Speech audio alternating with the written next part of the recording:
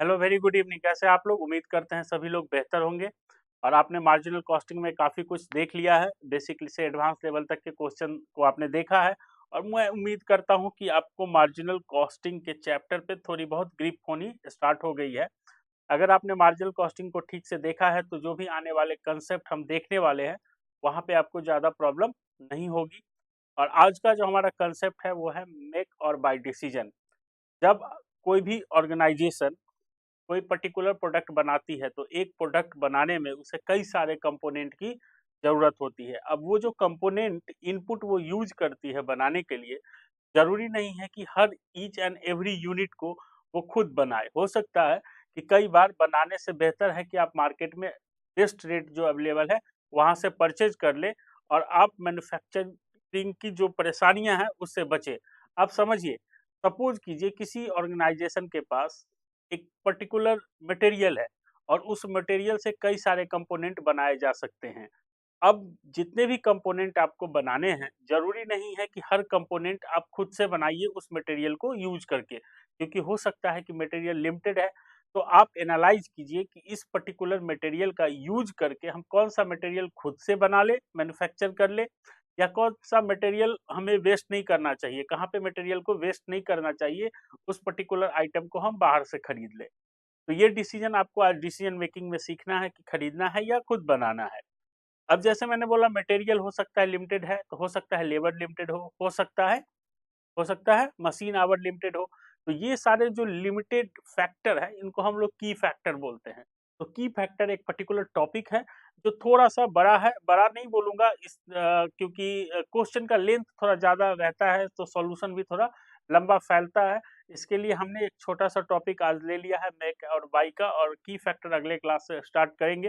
हो सकता है मेक एंड बाय का 1-2 क्वेश्चन अगले क्लास तक जाए, लेकिन ज़्यादा लंबा टॉपिक नहीं होने वाला है। आपको यहाँ से इंस्टीट्यूट कई बार बहुत क्वेश्चन पूछती है, कई बार नहीं भी पूछती है, लेकिन रेगुलर रिपीट होने वाला क्वेश्चन है और एग्जामिनेशन पॉइंट ऑफ व्यू को छोड़िए, प्रैक्टिकल लाइफ में आपके बहुत काम आने वाला ये है। आप अगर आप इसको एज़ ए पर्सनल लाइफ में भी अगर एनालाइज़ करके देखेंगे, हो सकता है कई बार अपने घर पे आप कोई काम को करवाते हैं, शायद फर्नीचर का काम करवाते हैं या फिर कोई अपना घर का कंस्ट्रक्शन करवाते हैं, तो वहाँ पे भी आप इस एंगल से अगर आप सोचेंगे तो आपको पता चलेगा मेक और बाय डिसीजन बेस्ट डिसीजन है। क्योंकि देखिए, जब हम लोग कंस्ट्रक्शन करवाते हैं तो हो सकता है एक बार हम कॉन्ट्रैक्ट बेसिस पे दे देते हैं।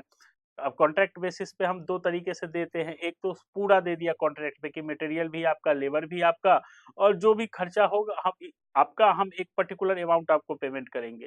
कई बार आप एनालाइज़ करते हैं कि नहीं यार, पूरा कॉन्ट्रैक्ट देने में गड़बड़ हो जाता है, ये लोग सस्ता मटेरियल यूज़ कर लेते हैं, तो आप लोग सिर्फ लेबर कॉन्ट्रैक्ट दे देते हैं कि भाई अब बनाने का पूरा आप देखो, आपको एक पर्टिकुलर अमाउंट हम पे करेंगे और जो मटेरियल आप यूज़ करोगे वो हम परचेज़ करके मार्केट से आपको लाके देंगे।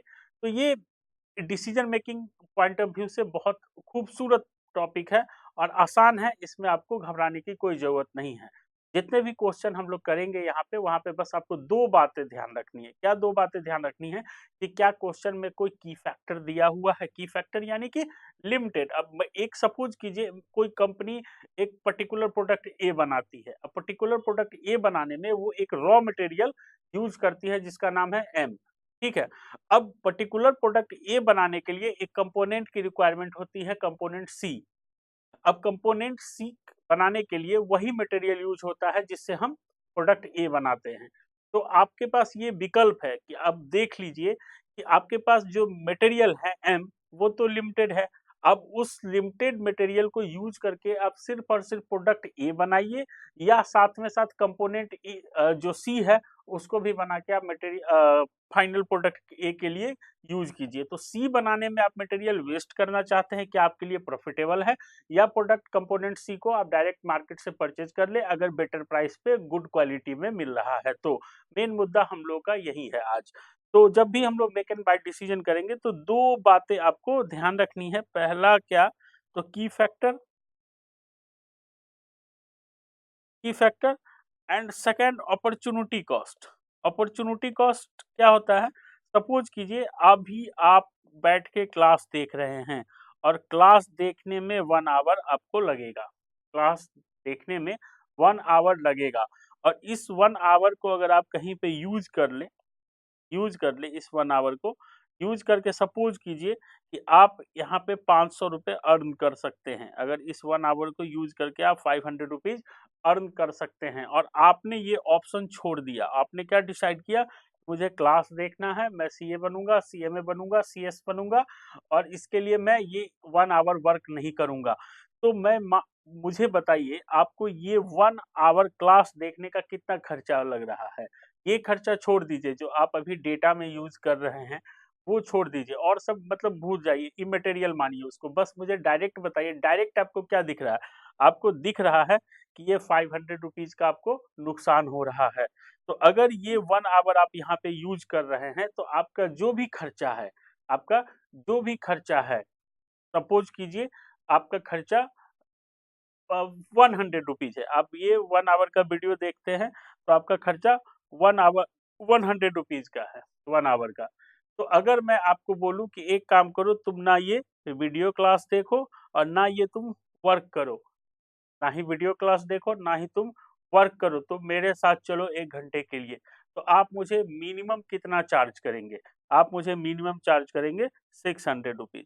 तो जब भी हम लोग एनालिसिस करेंगे कि इस प्रोडक्शन को लूज़ कर दिया जाए और अगले प्रोडक्शन को में स्विच किया जाए या अगले प्रोडक्शन को किया जाए, तो आप जो लूज़ कर रहे हैं, उसके कॉस्ट को भी ध्यान में रखेंगे। इसी को बोलते हैं अपॉर्च्युनिटी कॉस्ट। तो आइए मेक एंड ब्रेक और बाय डिसीजन हम लोग आज सीखेंगे और काफ़ी मज़ेदार हैं। छोटे-छोटे क्वेश्चन से स्टार्ट करेंगे और फिर लेंदी क्वेश्चन तक जाएँगे। जब कॉस्ट अकाउंटिंग आपके सीए फाइनल का मुख्य रूप से पार्ट था, तब यहाँ पे फाइनल में भी क्वेश्चन आते थे। सीएमए में अभी भी है, तो सीएमए में अभी भी क्वेश्चन आते हैं यहाँ से और इसलिए आपको ध्यान रखना है। बहुत आसान है, एकदम आसान टॉपिक है और मार्जिनल का कंसेप्ट अगर आपको पता है तो आप यहाँ पे बिल्कुल नहीं अटकेंगे और आपके लिए ये क्या है, बस बाएं हाथ का खेल है। तो चलिए क्वेश्चन स्टार्ट करते हैं। हम लोग पढ़ रहे हैं मेक और बाय डिसीजन। उम्मीद करता हूं कि आपने प्रीवियस वीडियो देखे हैं और मार्जिनल कॉस्टिंग का आपको फॉर्मूला और प्लस कंसेप्ट अच्छे से समझ में आ गया हो। कोई भी समस्या हो, कोई भी प्रॉब्लम हो तो आप कमेंट बॉक्स में लिखेंगे, मुझे बताएंगे, मैं आपकी सारी समस्याओं का निदान करूंगा। ये जो पीडीएफ आप देख रहे हैं, जो क्वेश्चन का अलग अलग पार्ट में मैंने इसको बनाया है, मेक एंड बाय अलग कर दिया है। की फैक्टर का क्वेश्चन, इसके बाद देखिए की फैक्टर आएगा। की फैक्टर का क्वेश्चन हम लोग अगले क्लास में लेने वाले हैं, तो वहाँ पे की फैक्टर हम लोग पढ़ेंगे। तो ये पीडीएफ आपको पर्टिकुलरली कुछ चार्जेबल है, मिनिमम चार्जेबल है। आप मेरी जो ऐप है समृद्धि कॉमर्स क्लासेस एसएससी को डाउनलोड करके वहाँ से आप परचेज कर सकते हैं। Video classes as usual free है। यूट्यूब पे देख रहे हैं तो ठीक है, अच्छी बात है। बिना ऐड के देखना चाहे तो आप हमारी ऐप पे देख सकते हैं। आइए क्वेश्चन नंबर 1 देखिए। कंपनी सेक्रेटरी इंटरमीडिएट की एग्जामिनेशन 2002 में आया हुआ क्वेश्चन है। क्वेश्चन क्या कह रहा है? क्वेश्चन कह रहा है P limited produce variety of product. Organisation है पी लिमिटेड, बहुत सारी प्रोडक्ट बनाती है। Each having number of component, और एक प्रोडक्ट जो बनाती है, एक प्रोडक्ट जो बनाती है, जो भी प्रोडक्ट वो बनाती है, नंबर ऑफ प्रोडक्ट बनाती है। तो कोई भी प्रोडक्ट अगर बनाती है तो उसमें बहुत सारे इनपुट की जरूरत होती है, यानी बहुत सारे छोटे छोटे पार्ट्स उसमें लगते हैं। बोले कंपोनेंट बी, एक छोटा पार्ट है कंपोनेंट बी, जिसका मार्केट में सेलिंग प्राइस 50 रुपीज है और marginal cost 30 rupees per unit है। मार्जिनल कॉस्ट मतलब समझ गया, वेरिएबल कॉस्ट। और it take 5 hour to process on machine working to full capacity. और इसको बनाने में, एक कंपोनेंट को बनाने में क्या लगता है? 5 आवर, अगर हम लोग फुल कैपेसिटी पे काम करें तो। एक और कंपोनेंट है A10, A10 use for product ए। अब ये क्या बोल रही है? ये कंपोनेंट बी के बारे में बताया और उसमें यूज होने वाला एक पार्ट के बारे में बताया उन्होंने, और उसको बनाने के लिए बताया कि भाई ये पर्टिकुलर थिंक लगता है। एक कंपोनेंट है A10 यूज प्रोडक्ट ए। वो क्या यूज करती है? प्रोडक्ट ए यूज करती है। A could be made on the same machine in 2 hour. अगर ए को बनाने जाए तो 2 घंटा लगेगा और marginal cost, variable cost 5 rupees per unit है। और एक कोई मार्केट में सप्लायर है, हमें ऑफर दे रहा है 12 रुपए 50 पैसे, 12 रुपीज 50 पैसे में आपको वो दे देगा। तो पूछ रहा है आपसे कि पी लिमिटेड को A10 कंपोनेंट बनाना चाहिए या खरीद लेना चाहिए। एक बार और क्वेश्चन को देखिए ठीक से। एक ऑर्गेनाइजेशन है पी लिमिटेड, वो बहुत सारे कंपोनेंट यूज करके बहुत सारे वेराइटी के प्रोडक्ट बनाती है। बहुत सारे कंपोनेंट यूज करके बहुत सारे वेराइटी ऑफ प्रोडक्ट बनाती हैं। उसमें एक कंपोनेंट है बी, जो बिकता है 50 रुपए में और उसको बनाने में खर्चा लगता है 30 रुपया, वेरिएबल कॉस्ट। और इसको बनाने में टाइम लगता है 5 घंटा। कहानी यहाँ पे इसकी खत्म हो गई। एक नई कहानी है, कह रहा है कि एक प्रोडक्ट और बनाती है, क्योंकि यहाँ पे लिखा हुआ वेराइटी ऑफ प्रोडक्ट बनाती है, तो बी बनाती है, वैसे ही ए बनाती है। ठीक है, तो ए प्रोडक्ट बनाती है, उसको बनाने में एक कंपोनेंट A10 यूज होता है। अब A10 को बनाने के लिए 2 घंटे मशीन आवर चाहिए और उसमें खर्चा 5 रुपए जाता है वेरिएबल कॉस्ट का। सप्लायर प्राइस एक ऑफर है आपके पास 12 रुपए 50 पैसे का। तो क्या पी लिमिटेड को A10 खरीदना चाहिए या बनाना चाहिए? सिंपल क्वेश्चन है। तो यहाँ पे जैसा कि मैंने आपको बताया कि देखिए, अगर एक प्रोडक्ट A10 को खरीदना है या बनाना है, तो उसके लिए आपको एक cost 5 rupees per unit direct दे दिया गया है, वेरिएबल कॉस्ट डायरेक्ट दे दिया गया है। ठीक है, वेरिएबल कॉस्ट डायरेक्ट दे दिया गया है कि 5 रुपीज आपको बनाने के लिए लगता है। लेकिन अगर हम प्रोडक्ट ए अगर हम प्रोडक्ट ए अगर हम प्रोडक्ट ए के लिए कंपोनेंट A10 खरीदने के लिए जाएं, मार्केट में खरीदने के लिए जाएं, बात समझिएगा, खरीदने के लिए जाएं और खुद ना बनाएं, मार्केट में खरीदने के लिए जाएं और खुद ना बनाएं, तो आपको क्या लगता है 2 आवर क्या होगा, सेव होगा? 2 आवर सेव हो जाएगा, क्योंकि हमें उस मशीन आवर को यूज करके हम कंपोनेंट बी बनाएंगे और 50 रुपए में सेल कर देंगे।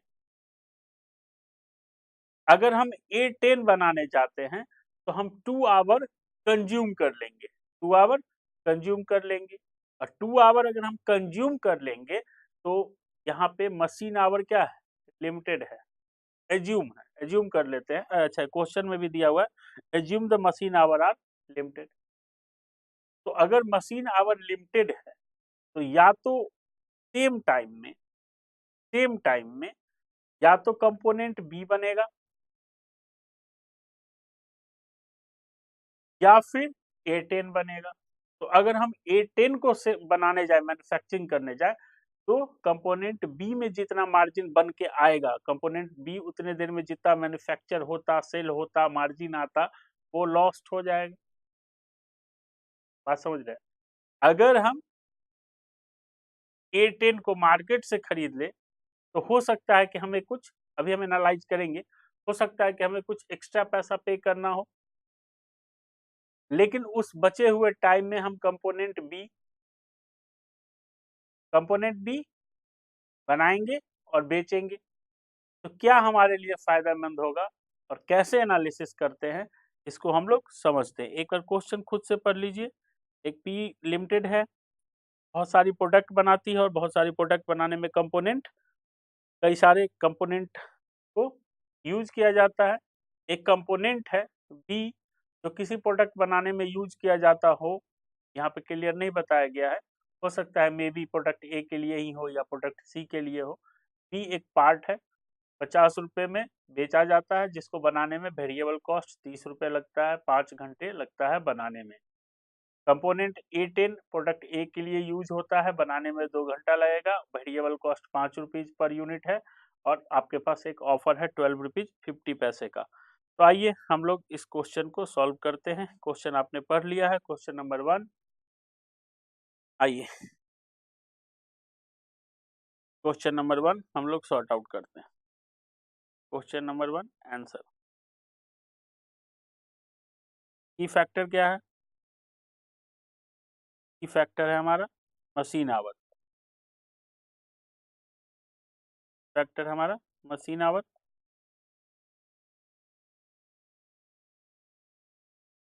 पहले बात करते हैं कंपोनेंट बी की, क्योंकि वहीं से एनालिसिस निकलेगा मार्जिन का। Component B, contribution per unit equal to 50 minus 30 equal to 20 rupees per unit, यहाँ पे सॉरी 20 रुपीज पर यूनिट यहाँ पे कंट्रीब्यूशन आ रहा है, यानी अगर फिक्स्ड कॉस्ट को 1 मिनट के लिए इग्नोर करें तो प्रॉफिट हो रहा है पर यूनिट। चलिए, अब ये जो 20 रुपीज प्रॉफिट हो रहा है ये पर यूनिट है, पर यूनिट। और हमारा की फैक्टर क्या है? Machine our. की फैक्टर क्या है? Machine our. यानी हमें कंट्रीब्यूशन किस पॉइंट ऑफ व्यू से देखना है? हमें कंट्रीब्यूशन किस पॉइंट ऑफ व्यू से देखना है? मशीन आवर के पॉइंट ऑफ व्यू से, कि अगर 1 आवर मशीन चलता है तो कितना फायदा होता है, 1 आवर मशीन को अगर क्लोज कर दिया जाए तो कितना नुकसान होगा। तो ये अगर इसके थ्रू एनालिसिस कब करेंगे, कंट्रीब्यूशन पर यूनिट के थ्रू एनालिसिस कब करेंगे? जब हमारा की फैक्टर नहीं हो, यानी कि अनलिमिटेड मशीन आवर है, तो चिंता की बात ही नहीं है, पर यूनिट प्रॉफिट देखो कितना हो रहा है। लेकिन मशीन आवर जब लिमिटेड है, यानी कि मशीन की कैपेसिटी लिमिटेड है कि इतने आवर तक ही वो चलेगा, तो उसके बाद हमें ये देखना पड़ता है कि पर आवर हमें कितना प्रॉफिट हो रहा है। तो अगला पॉइंट क्या हम लोग कैलकुलेट करेंगे? Contribution per machine hour. Contribution per machine our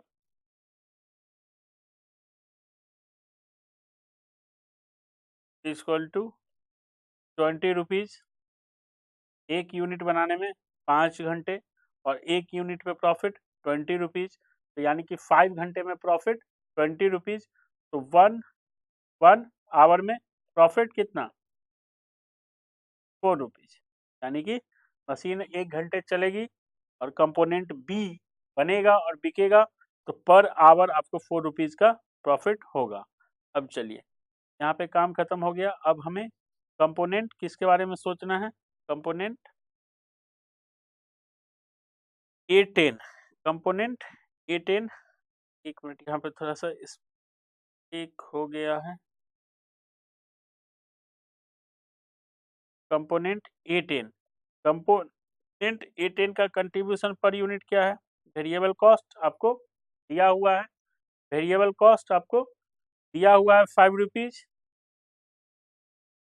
supplier prices 12 rupees 50 पैसा। यानी कि A10 मार्केट में कोई हमें ऑफर कर रहा है 12 रुपीज 50 पैसा में, यानी कि अगर हम मैन्युफैक्चर करके सेल करें तो मार्केट का जो प्राइस है, क्योंकि यहाँ पे क्वेश्चन में प्राइस नहीं दिया गया है A10 का, कंपनी खुद बना के कंज्यूम करती है, तो आपको पता ही है, आपने अकाउंटिंग स्टैंडर्ड पढ़ा है। अगर हम लोग फेयर मार्केट वैल्यू लेंगे तो सबसे पहले हम लोग क्या देखते हैं? मार्केट प्राइस की सेम प्रोडक्ट का मार्केट प्राइस क्या है। तो कंट्रीब्यूशन पर यूनिट क्या होगा? 12 रुपीज 50 पैसा माइनस 5 इक्वल टू 7.50। तो मशीन आवर इसका भी निकालना पड़ेगा। कंट्रीब्यूशन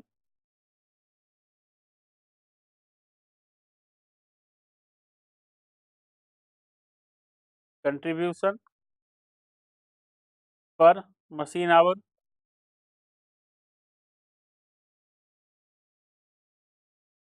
इक्वल टू 7.5, और एक कंपोनेंट A10 को बनाने में कितना लगता है time?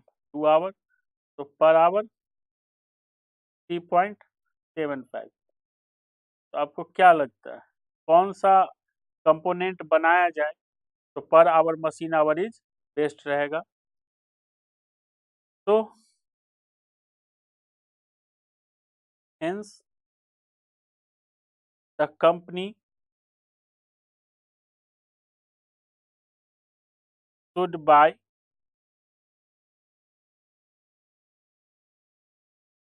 component A10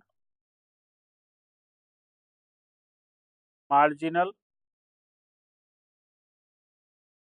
cost RS5 plus contribution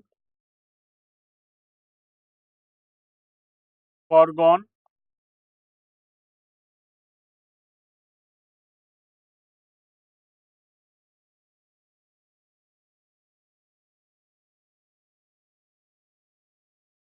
eight total RS13। समझ में आया पॉइंट? आपने देखा कि machine per hour contribution calculate किया हमने तो 4 रुपीज का है, और वही हमने A10 का किया तो 3 रुपीज 75 का है। तो अगर हम मशीन यूज करें कंपोनेंट बी के लिए तो हमारे फायदे की चीज है, क्योंकि अगर बी को यूज नहीं करेंगे बी के लिए तो पर आवर 4 रुपीज का लॉस होगा। अगर A10 के लिए यूज नहीं करें तो ओनली 3.75 का लॉस होगा। यानी लॉस किस में कम है? लॉस किस में कम है?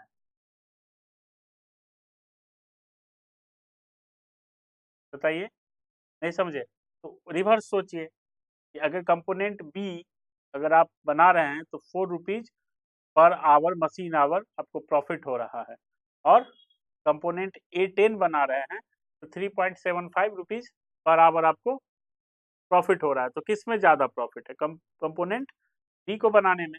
तो कंपोनेंट बी को बनाया जाएगा और A10 को बाहर से खरीद लिया जाए। तो वही यहाँ पे लिखा गया है, कंपनी शुड बाय, यहाँ पे company should buy component A10, क्योंकि इसका मार्जिनल कॉस्ट क्या होगा? 5 रुपीज। क्वेश्चन में गिवन है 5 रुपीज, क्वेश्चन में गिवन है। एंड कंट्रीब्यूशन फॉरगॉन, फॉरगॉन मतलब भूल जाइए, कंट्रीब्यूशन किसका? बी का। 2 आवर यूज होता है, 2 आवर यूज होता है, एंड 4 रुपीज कंट्रीब्यूशन पर आवर है, 4 रुपीज कंट्रीब्यूशन पर आवर है, तो 8 रुपीज, यानी कि टोटल कॉस्ट क्या होगा? 13 रुपीज। अगर आप A10 बनाएंगे तो, बात को समझिए, अगर आप A10 बनाएंगे तो 5 रुपीज तो आपका लगेगा ही लगेगा वेरिएबल कॉस्ट, और A10 को जब आप बनाने जाएंगे तो 2 घंटे आप यूज करेंगे मशीन को, और 2 घंटे मशीन को यूज करेंगे तो उस टाइम पे कंपोनेंट बी के लिए मशीन बंद रहेगा, तो कंपोनेंट बी नहीं बन पाएगा 2 घंटे, तो 8 रुपए का नुकसान होगा, क्योंकि उसका कंट्रीब्यूशन पर आवर क्या है? 4 रुपीज। तो 2 घंटे के लिए बंद रहेगा तो 8 रुपए का नुकसान होगा। तो अगर हम कंपोनेंट A10 को बनाने के लिए जाएंगे तो हमें 13 रुपीज लगेगा। 5 रुपए डायरेक्ट और 5 रुपए 8 रुपीज भी नहीं बना रहे हैं इसके लिए, जबकि सप्लायर हमको कितने में ऑफर कर रहा है? ओनली 12.5 में। इतना आप नोट कर लीजिए। ठीक है, आगे लिखें।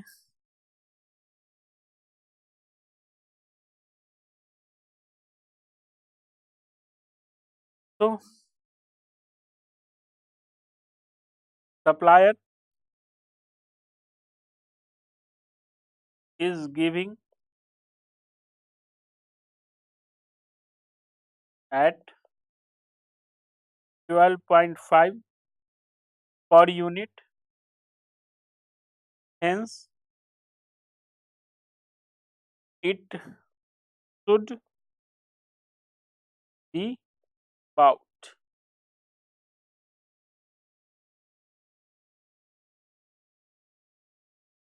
ठीक है, यहाँ तक नोट कर लिया आपने? यहाँ तक नोट कर लिया तो प्रैक्टिस टाइम के लिए एक नोट लिख लीजिए, क्योंकि जब आप प्रैक्टिस करेंगे तो आपको समझने में आसानी होगी। क्या लिखना है वो note?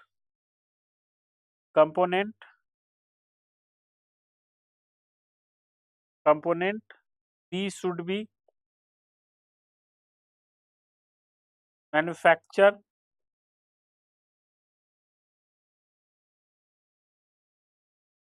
because it gives higher contribution।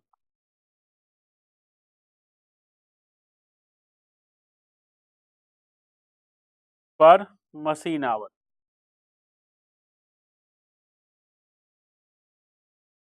ठीक है, नोट कर लीजिए।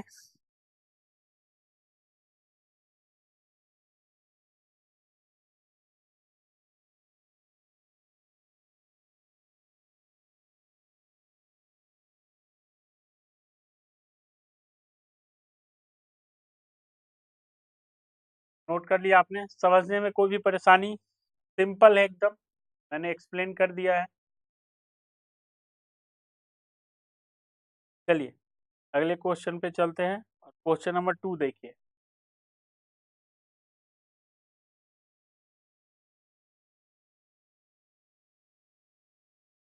क्वेश्चन नंबर 2 कह रहा है, for the final assembly of A product in A engineering company a certain component is required.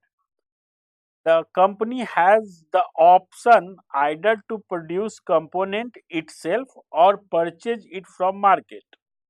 यहाँ तक क्लियर है? कोई दिक्कत नहीं है। एक इंजीनियरिंग कंपनी है और वो प्रोडक्ट के फाइनल बनाने के फाइनल स्टेज पे, फाइनल असेंबली, मतलब असेंबली हो जाएगा, प्रोडक्ट रेडी टू सेल हो जाएगा। और वो जो असेंबली करना है उसके लिए उसको कुछ कंपोनेंट की रिक्वायरमेंट है, कुछ पार्ट्स की रिक्वायरमेंट है। कंपनी के पास ऑप्शन है, या तो वो खुद बना ले या फिर मार्केट से परचेज कर ले। चलिए यहाँ से पढ़ेंगे।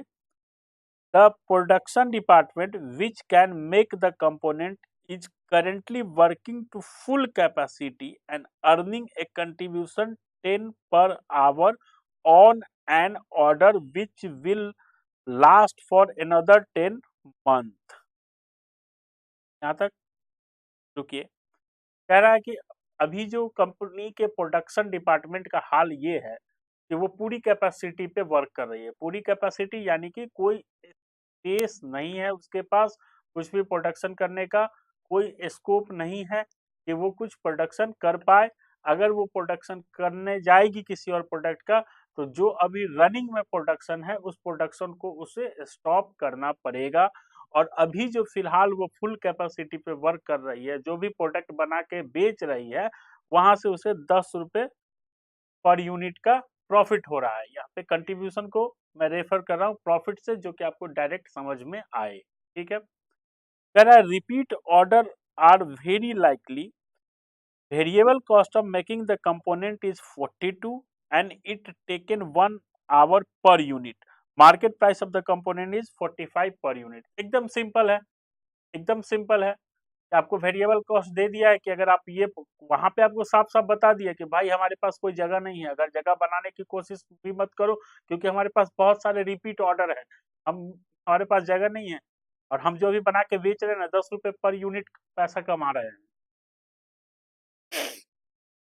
और आप जो चाह रहे हो कंपोनेंट बनाना, उसमें 42 रुपए लगेगा, 42 रुपीज लगेगा, और 1 घंटा 1 यूनिट के लिए लगेगा।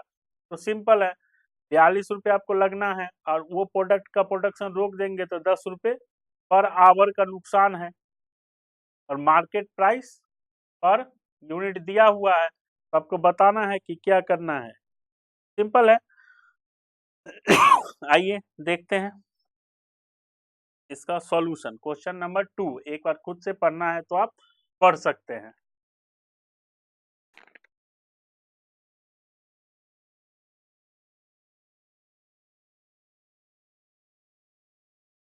आपके सीएमए के एग्जामिनेशन में आया हुआ है, देख लीजिए। आइए क्वेश्चन नंबर 2 सॉल्व करते हैं।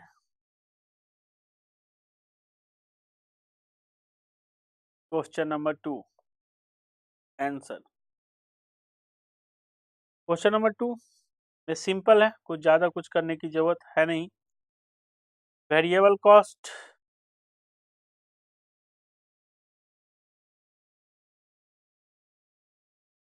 ऑफ मेकिंग कंपोनेंट, अगर बनाने जाएंगे तो आपको 42 रुपीज लगेगा। और अपॉर्चुनिटी कॉस्ट, वो प्रोडक्शन रोकेंगे तो पर आवर क्या नुकसान होगा आपको पता है। Opportunity cost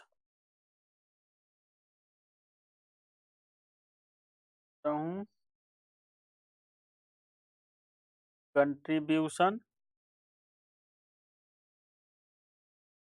for gone Rs 10 per hours। तो यहाँ पे 10 रुपीज, यहाँ पे आप एक स्टार दे लीजिए एक नोट के लिए, वो नोट पहले लिख लीजिए नीचे।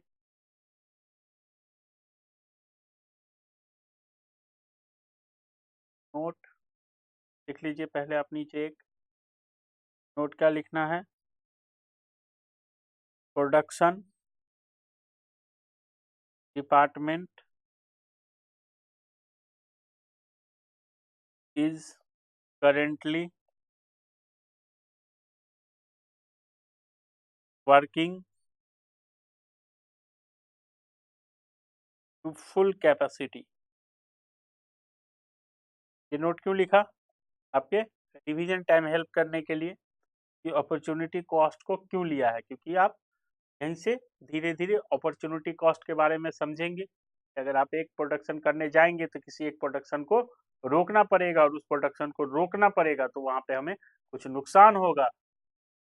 नुकसान को अगर हम उस प्रोडक्शन रोक के दूसरा प्रोडक्ट बनाते हैं तो दूसरे प्रोडक्ट के कॉस्ट में ऐड करना है, क्योंकि आपको हम बनाएंगे तो आपके बदले हमको कुछ कहीं पे छोड़ना पड़ेगा। ठीक है, चलिए एक और क्वेश्चन आप लोगों की तरफ से। ये क्या है? Variable cost per variable cost 42 पर यूनिट दिया हुआ है, और ये जो कंट्रीब्यूशन दिया गया है वो पर आवर दिया गया है।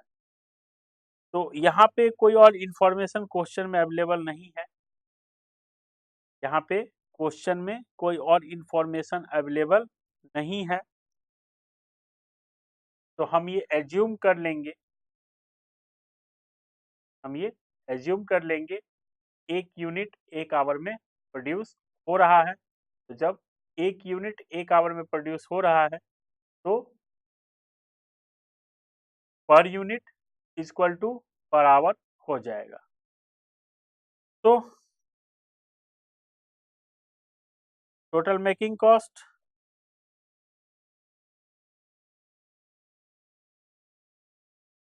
टोटल मेकिंग कॉस्ट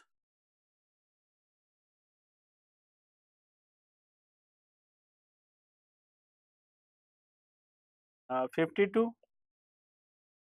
जबकि सेम प्रोडक्ट आपको बाहर में कितने मिल रहा है? मार्केट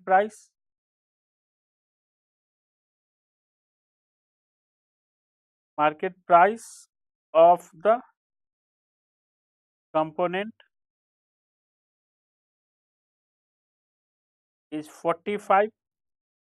तो बताइए 52 रुपीज लगा के आप बनाना चाहेंगे या 55 रुपीज में परचेज कर लेंगे? परचेज कर लेंगे। तो एडवाइस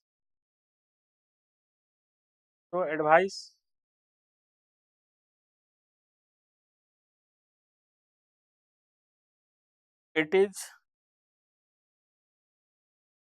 प्रॉफिटेबल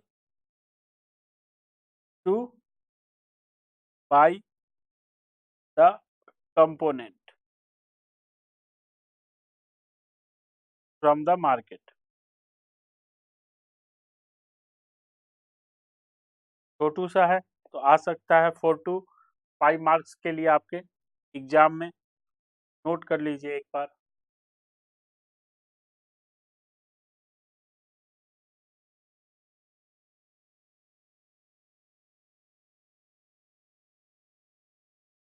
चलिए नोट कर लिया आपने। अब देखते हैं कौन सा क्वेश्चन हमारा इंतजार कर रहा है। क्वेश्चन नंबर 3 दिख रहा है आपको? अब देखिए,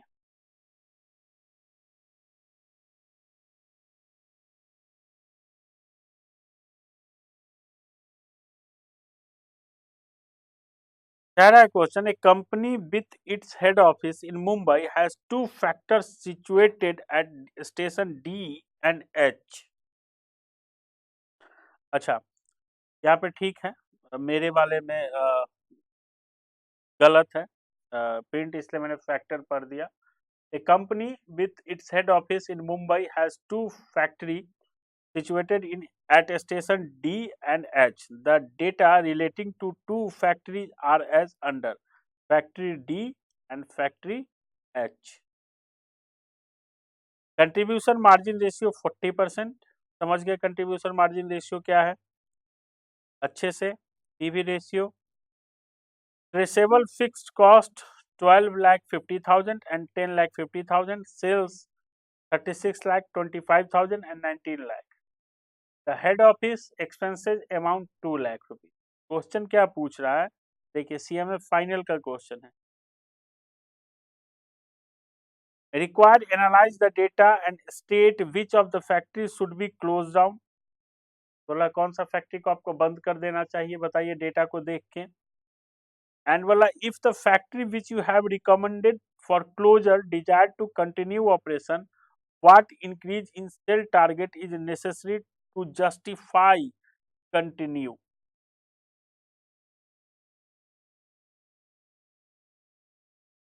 तो पहले तो आपको एक डेटा दे दिया गया है, 2 फैक्ट्री एक ऑर्गेनाइजेशन के पास डी और एच। पीवी रेशियो दे दिया गया है, सेल दे दिया गया है, फिक्स कॉस्ट दे दिया गया है और एक कॉमन एक्सपेंसेस दे दिया गया है एचओ का। एंड आपसे पूछ रहा है कि बताओ दोनों में से कौन सी फैक्ट्री बंद कर दे, और फिर पूछ रहा है कि आप बताए हो कि ये बंद कर दे, मतलब कोई एक बता रहे हो कि कंटिन्यू करो रखो।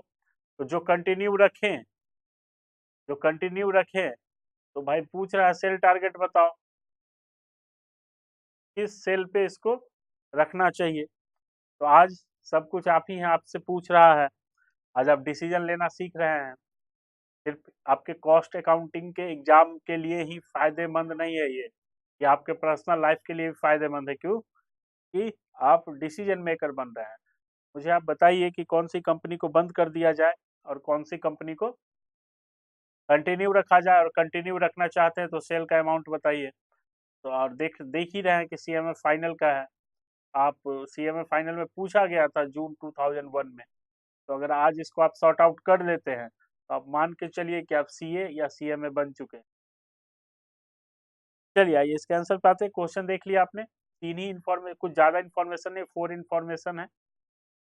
Cell, fix cost, contribution, margin ratio and एक common HO expenses.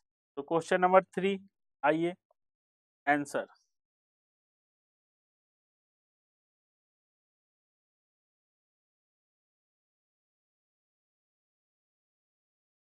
Factory D and H, जो डेटा दिया गया है वहीं से शुरुआत करते हैं। सेल का अमाउंट हमें पता है, क्वेश्चन में दिया गया है। पहले वाले का 36,25 लाख, सॉरी 36,25,000 एंड सेकंड का 19 lakh. Contribution to sales ratio दिया गया है, यानी पीवी रेशियो आपको इंफॉर्मेशन अवेलेबल है, तो कंट्रीब्यूशन भी आपका पता चल जाएगा। और फिक्स कॉस्ट भी दिया हुआ है तो भी प्रॉफिट भी आपको पता चल जाएगा। तो कंट्रीब्यूशन इज इक्वल टू, दिख रहा है आपको, अभी दिख रहा है, कंट्रीब्यूशन इज इक्वल टू, इसका 40% कीजिए, इसका तो सीधा सीधा हो जाएगा 9,50,000, और इसका 36 का हो जाएगा 18 और 25 का 12। तो ये क्या हो जाएगा 50%, तो 40 कितना हो जाएगा 14 लाख, 14,50,000। फिक्स कॉस्ट माइनस कर देते हैं, लेस फिक्स कॉस्ट, ये भी गिवन है, गिवन 12,50,000।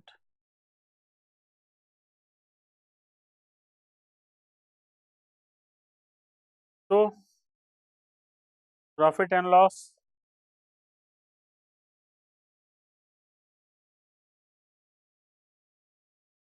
ये तो 2 लाख रुपीज का प्रॉफिट है, एंड ये लॉस है 1 लाख रुपीज का। तो पहली नज़र में तो यही समझ में आ रहा है कि फैक्ट्री एच का राम नाम सत्य कर देना चाहिए, क्योंकि इसके बाद एक कॉमन एक्सपेंडिचर भी है। कॉमन एक्सपेंडिचर भी है, क्वेश्चन में आपने देखा हेड ऑफिस एक्सपेंसेस, अगर उसको भी किसी किसी रेशियो में एट्रीब्यूट कर दिया जाए, बांट दिया जाए, तो और लॉस बढ़ जाएगा। इससे बेहतर है कि यहीं पर डिसीजन ले लिया जाए तो भाई फैक्ट्री एच को क्लोज कर दिया जाए। तो फैक्ट्री एच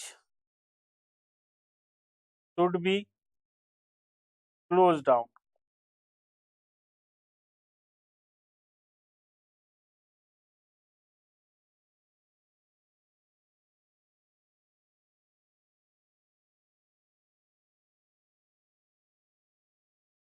ये क्वेश्चन का फर्स्ट पार्ट हमने खत्म कर लिया है।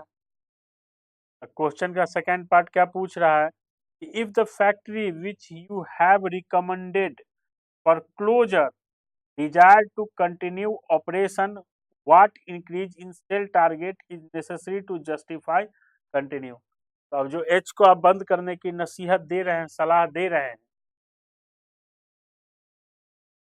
तो आपसे पूछ रहा है कि जो आप सलाह दे रहे हैं भाई एच बंद कर दो, तो अगर हम एच को चलाएं, ऑपरेट करें कंटिन्यू, तो किस सेल टारगेट पे कंटिन्यू कर सकते हैं।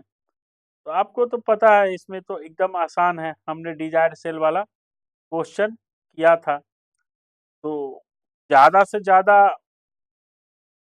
हमें क्या कवर करना होगा, अगर एच को भी कंटिन्यू करना है तो ज़्यादा से ज़्यादा क्या कवर करना होगा, तो लॉस कवर करना पड़ेगा। तो लॉस कवर करने के लिए आपको पता है बीईपी ब्रेक इवन पॉइंट जहाँ पे जीरो हो जाए। तो अभी तो 1 लाख रुपए का लॉस हो रहा है, तो आप तो दोनों कर सकते हैं, fix cost plus desire sale, ऐसे करके भी डायरेक्ट सेल का अमाउंट कैलकुलेट कर सकते हैं, या फिर सिर्फ सेल के अमाउंट को रिकवर करके दिखा दीजिए और उसको सेल प्रेजेंट सेल में ऐड कर दीजिए, तो भी पता चल जाएगा कि कितना सेल होगा, तो फैक्ट्री एच को आप रन कर सकते हैं। तो आइए सेकंड पार्ट क्वेश्चन के, if factory H is to continue the additional sale required, additional sales required,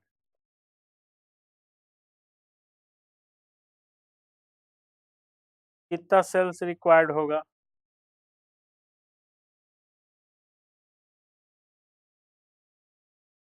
1 lakh rupees के लॉस को ही तो कवर करना है, और पीवी रेशियो आपको पता है, तो ओनली 2 लाख रुपीज के सेल से अगर इंक्रीज हो जाए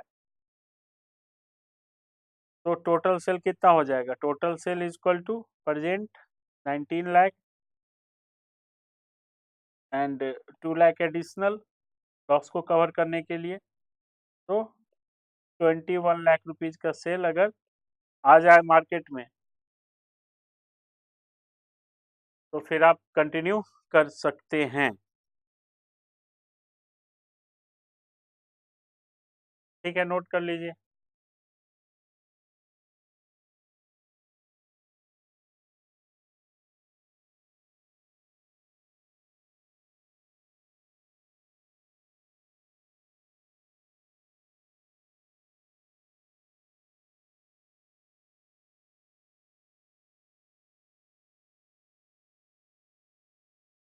ओके, नोट कर लिया आपने। क्वेश्चन नंबर 4 को थोड़ी देर के बाद लेते हैं। क्वेश्चन नंबर 5 हम लोग पहले यूज करते हैं, फिर क्वेश्चन नंबर 4 पे आएंगे। ओके, तो आइए क्वेश्चन नंबर 5 पे। क्वेश्चन देखने में थोड़ा सा छोटा लग रहा है, लेकिन इसका सॉल्यूशन थोड़ा सा लेंदी होगा। क्वेश्चन को आराम से 2 बार पढ़िए कम से कम। थोड़ा और मैं जूम कर देता हूँ।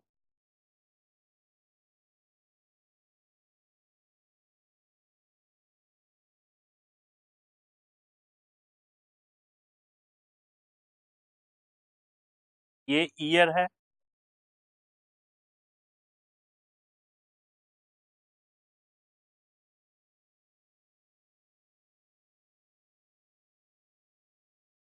ये भी ईयर है। अगर आपको ये ब्लैंक स्पेस वाला पढ़ने में दिक्कत हो रहा है तो मैं क्या बोलूँगा, इसको आप 91 कर लें, इसको 92 कर लें। देखिए काफ़ी पहले क्वेश्चन इसी तरीके से आता था, फिर इंस्टीट्यूट ने क्या किया, ईयर डालना स्टार्ट किया।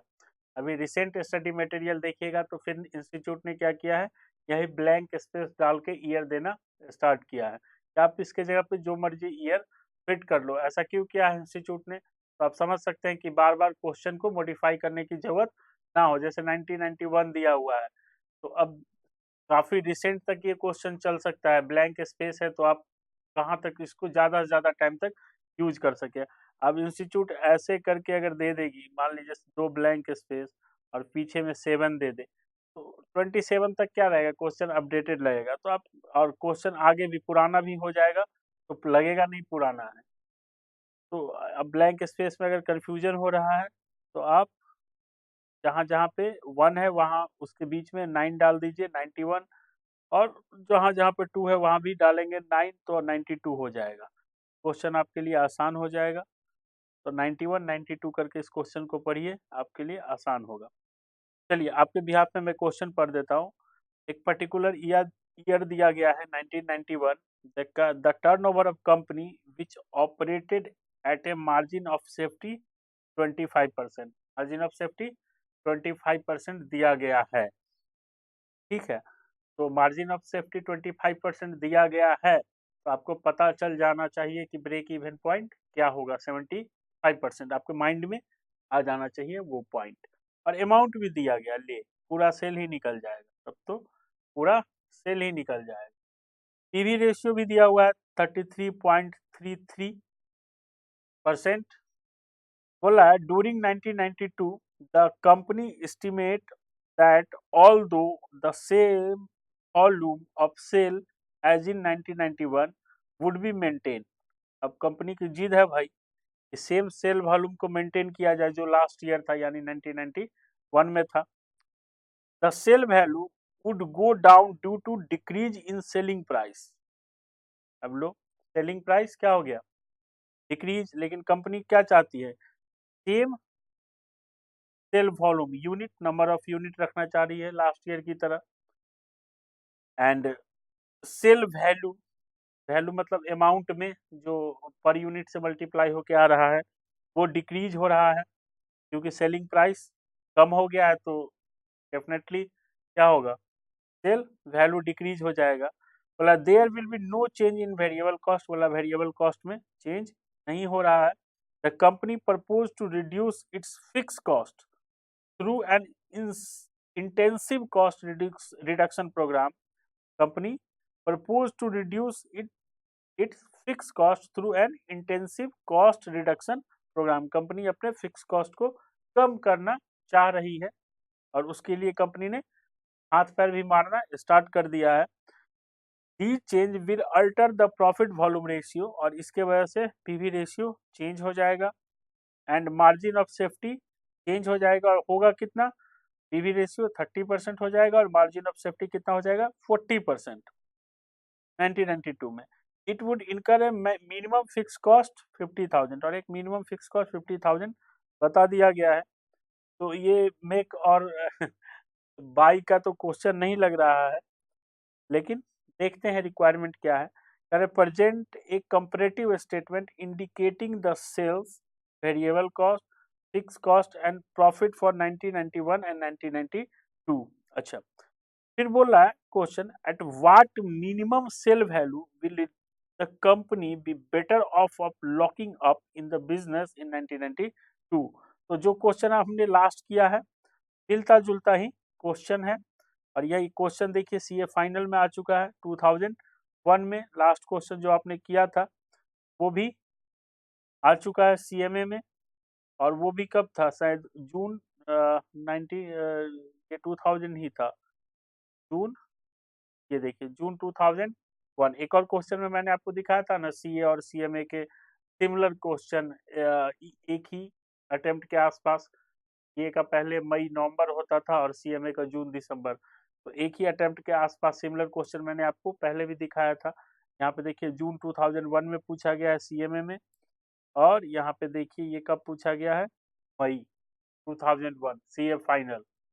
तो मई में सीए इंस्टीट्यूट जो क्वेश्चन पूछी है, सेम इंस्टीट्यूट सीए में भी उठा के लेके आ गई जून में। तो क्वेश्चन सिंपल है, एक एग्जिस्टिंग ईयर का डेटा दिया गया है, डेटा क्या काफी कुछ दे दिया गया, PV ratio, margin of safety, break even point मिल गया, वेरिएबल कॉस्ट का रेशियो मिल गया, और टोटल सेल मिल जाएगा, और कंपनी और नेक्स्ट ईयर प्रपोज्ड में सेम वॉल्यूम रखना चाहती है, नंबर ऑफ यूनिट सेम रखना चाहती है, वैल्यू चेंज हो जा रहा है क्योंकि सेलिंग प्राइस कम हो गया है, कंपनी अपने फिक्स कॉस्ट को कम करना चाहती है, और इस सब वजह से कंपनी के पीवी रेशियो में चेंज आया है।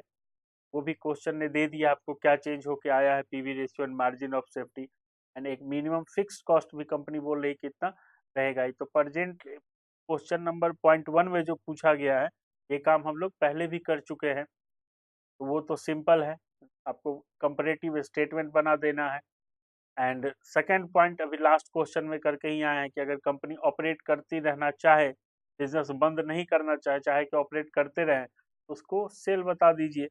और सेल क्या होगा, डिजायर्ड सेल क्या होगा, जो लॉस है आपका वही आपका डिजायर्ड सेल कन्वर्ट हो जाएगा पीवी रेशियो के थ्रू।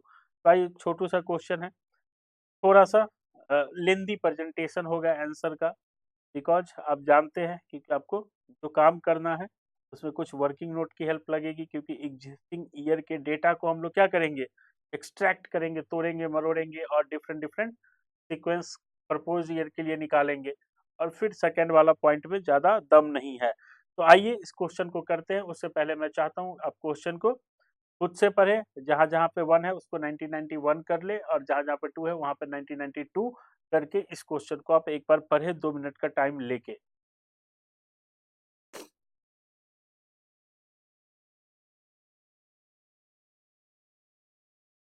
चलिए मैं मानता हूँ कि आपने क्वेश्चन पढ़ लिया है पॉज करके। अब हम लोग इसके सॉल्यूशन की तरफ चलते हैं, और सॉल्यूशन की तरफ जाने से पहले हमें कुछ वर्किंग नोट की हेल्प की जरूरत होगी। तो वर्किंग नोट की हेल्प की क्या जरूरत होगी, तो जो भी हमारे पास एग्जिस्टिंग डेटा है, प्रेजेंट में डेटा है, उसको हम लोग एक बार नोट डाउन कर लेते हैं और देखते हैं कि जो जो मिसिंग फिगर क्वेश्चन में नहीं दिया गया है, डायरेक्टली बता दिया गया है इनडायरेक्टली, उसको हम लोग कैलकुलेट कर लेते हैं। तो आइए वर्किंग नोट 1 और वर्किंग नोट 1 हम लोग कर रहे हैं ईयर 1991 का। Particulars amount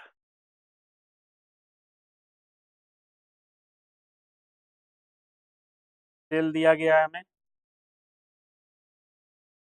9 lakh rupees, question के स्टार्टिंग में ही था। एंड पीवी रेशियो दिया गया है 33.33%, तो वेरिएबल कॉस्ट आपको पता चल ही गया होगा कि कितना होगा, 66.667%, यानी 9 लाख का 2/3, तो वो 6 लैक्स होगा। एंड हमारा कंट्रीब्यूशन कैलकुलेट होके आ गया है, क्वेश्चन में ऑलरेडी कंट्रीब्यूशन दे रखा था, तो हम लोग डायरेक्ट भी यहाँ पे आ सकते हैं, लेकिन हमें पूरा ब्रीफ कर लेना है, बिकॉज वहाँ पे बताया गया है कि कंट्रीब्यूशन में कोई चेंज नहीं, सॉरी वेरिएबल कॉस्ट में किसी प्रकार का कोई चेंज नहीं है। तो प्रॉफिट प्रॉफिट कंट्रीब्यूशन से अगर प्रॉफिट माइनस करेंगे तो क्या आ जाएगा, कंट्रीब्यूशन से अगर प्रॉफिट माइनस करेंगे तो क्या आ जाएगा, फिक्स कॉस्ट प्रॉफिट। एक मिनट रुकिए, प्रॉफिट तो क्वेश्चन में दिया हुआ नहीं है, तो आप प्रॉफिट पहले कैसे ले आएंगे, तो इसके लिए फिर हमें एक छोटी सी वर्किंग करनी पड़ेगी। आपको ध्यान होगा अगर आपने क्वेश्चन को और फॉर्मूला को पहले ठीक से सीखा है लास्ट के क्लास में, तो कुछ कुछ इन्फॉर्मेशन अवेलेबल है, मैं लिखता हूँ आपको याद आ जाएगा। मार्जिन ये थोड़ा नीचे लिख लेते नहीं, यहाँ पे फिक्स कॉस्ट कैलकुलेट होके आ जाएगा, ये नोट कर लीजिए तो फटाक से आप।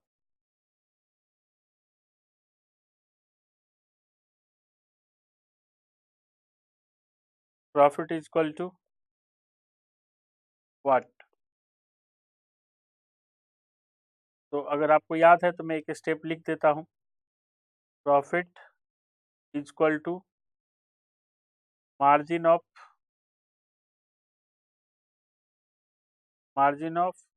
Safety sale, margin of safety multiply, बताइए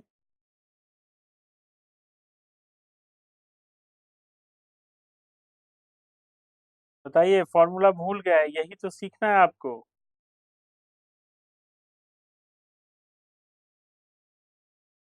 margin of safety is equal to profit divide by PV ratio. Profit divide by PV ratio. Margin of safety question में गिवन है 25%। सेल गिवन है, टोटल सेल गिवन है 9 लाख।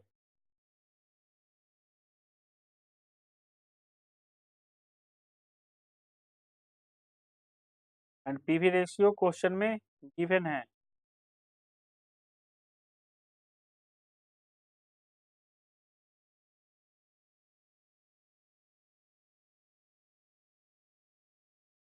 तो profit is equal to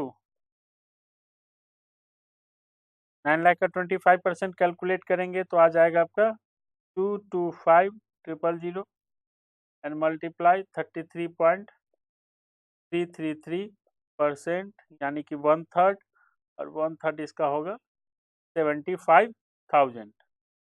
तो profit calculate होके आ गया। लिख लीजिए फटाफट। इस चैप्टर में मुख्य रूप से फॉर्मूला का इम्प्लीमेंटेशन ही आपको आना चाहिए। एक बार आप सीख गए, दुनिया की कोई ताकत आपको इस चैप्टर में हिला नहीं सकती है।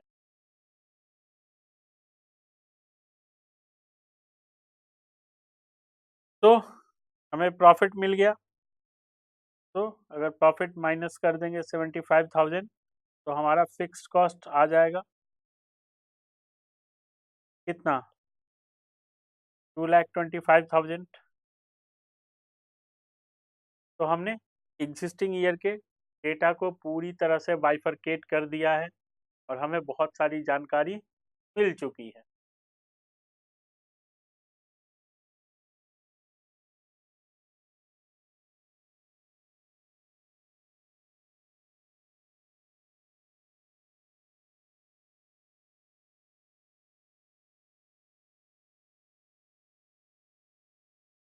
चलिए आगे बढ़े।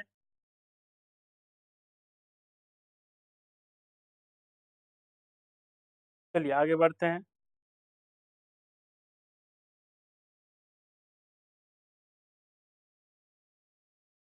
ठीक है,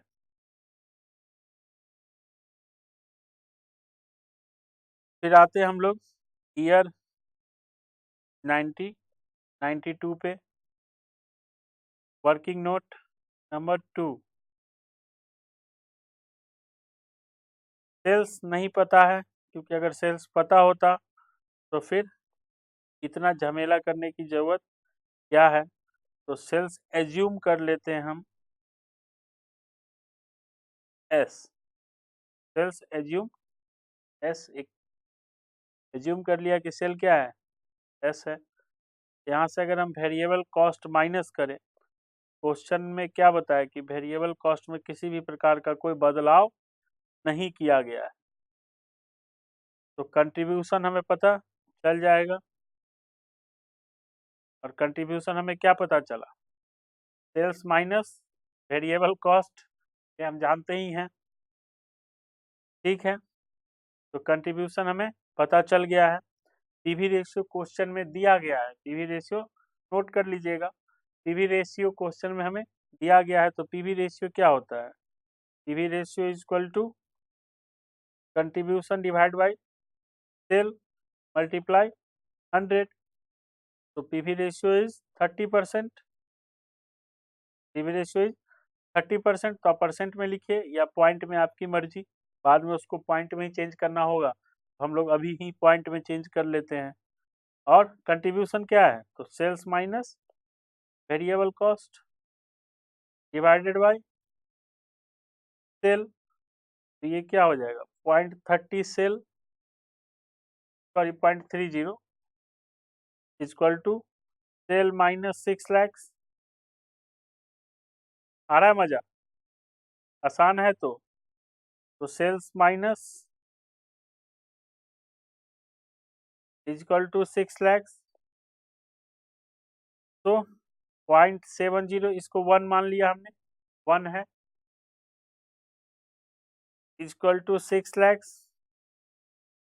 तो sales equal to 6 lakhs divided by 0.70 equal to, इसको कैलकुलेट कीजिए, 8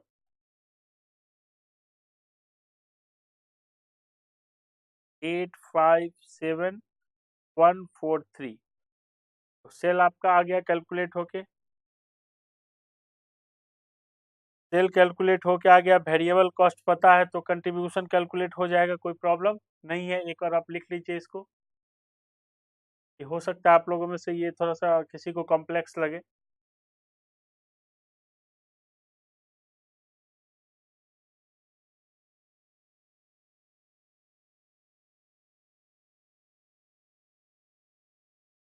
ठीक है, तो सेल्स हमें पता है, सेल्स इक्वल टू,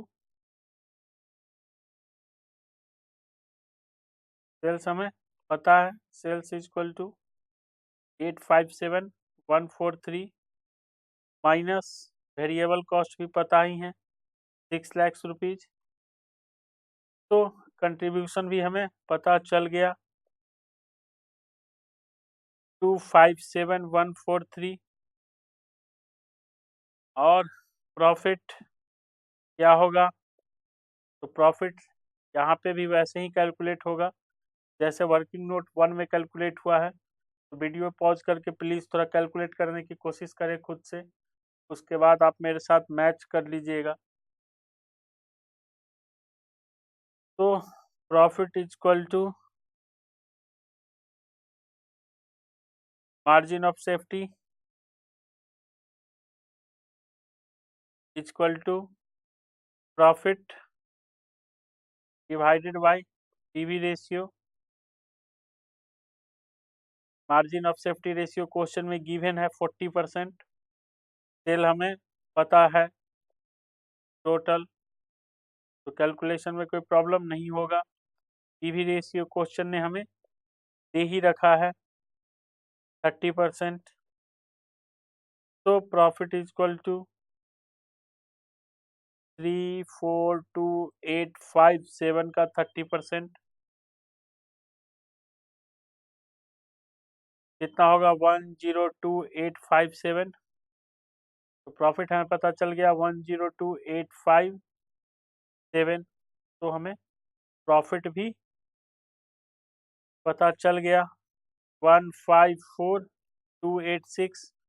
तो आप देख रहे हैं कि मार्जिनल कॉस्टिंग के में कैसे कैसे आपको घुमा फिरा के आपके नॉलेज को टेस्ट किया जा रहा है। तो एक बार नोट कर ले, अभी जो स्क्रीन पे आपको दिख रहा है क्या आपने वो नोट कर लिया? तो मैं थोड़ा सा ऊपर दिखा देता हूँ। ठीक है, आपने नोट कर लिया है तो अभी थोड़ा सा ऊपर देख लीजिए, वर्किंग नोट 2 जो हमने स्टार्ट किया था, ये दिख रहा है आपको? ठीक है, यहाँ से वर्किंग नोट 2 हमने स्टार्ट किया था। एक बार ऊपर से नीचे की तरफ आपको दिखा देता हूँ।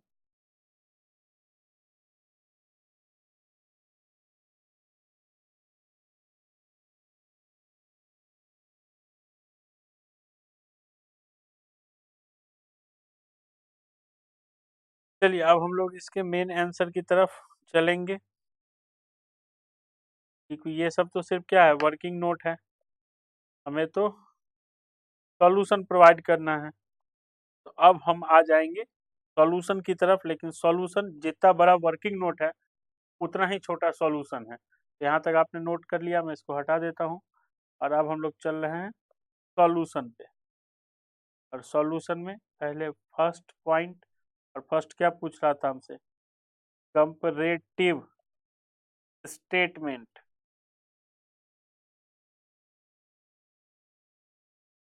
Comparative statement year 1991 year 1992। क्या एग्जाम में ऐसे लिख सकते हैं? बिल्कुल लिख सकते हैं, कोई प्रॉब्लम वाली बात नहीं है, क्योंकि हम लोग वहाँ मुख्य जो क्वेश्चन पूछा गया है उसका आंसर देने गए हैं। ईयर के गणित को सुलझाने नहीं गए हैं कि बीच में कौन सा आएगा, 51 या 52। तो sales 9 lakh, given 857143 calculated. Variable cost directly तो नहीं दिया गया था, लेकिन इनडायरेक्टली गिवन था।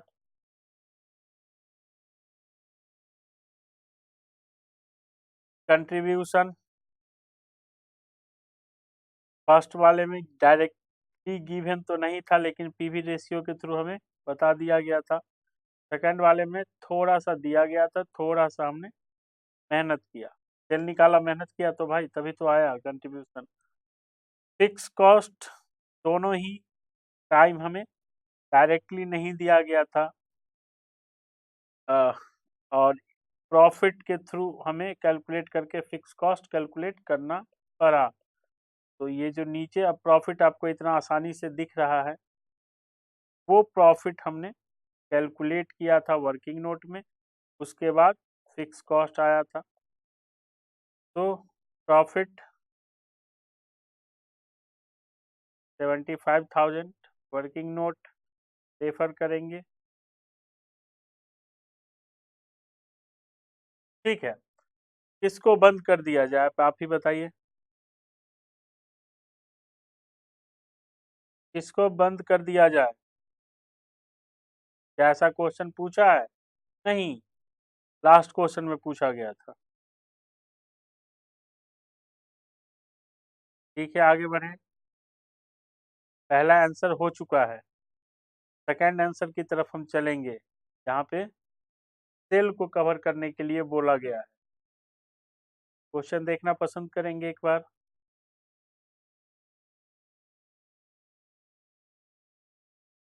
At what minimum sale will be company be better off by locking up in business in 1992? और पहले वाले में हमने सब बता दिया, sale, variable cost, fix cost and profit, जो रिक्वायरमेंट थी क्वेश्चन की। तो आइए point number 2,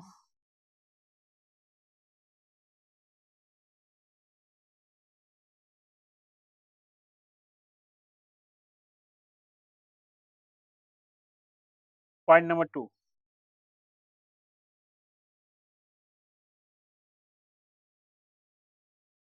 difference in fixed cost.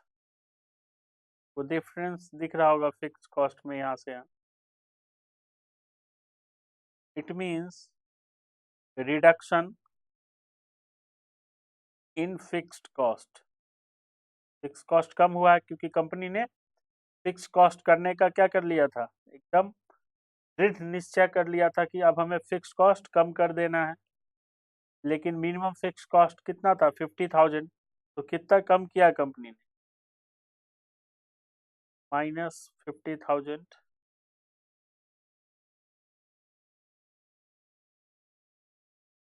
ये मैंने सिंबल बनाया था, ये मत समझिए प्रॉफिट का सिंबल बना के प्रॉफिट दिखा रहा है, मैं फिक्स कॉस्ट दिखाने की कोशिश कर रहा हूँ।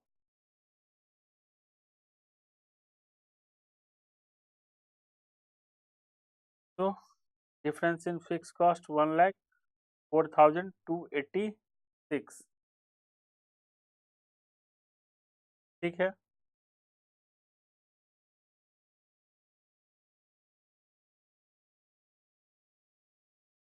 ठीक है, this is equivalent to contribution.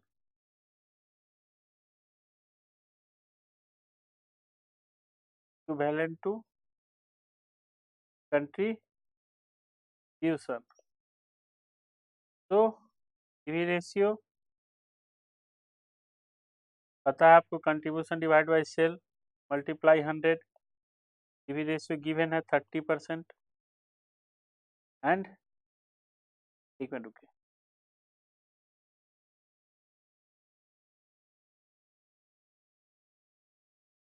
की बात हो रही है, this is equivalent to contribution 1,04,286।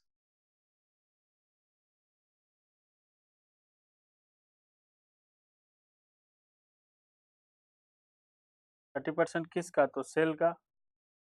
Cell is equal to 14286 divide by 30% equal to sale is equal to 347620 minimum cell.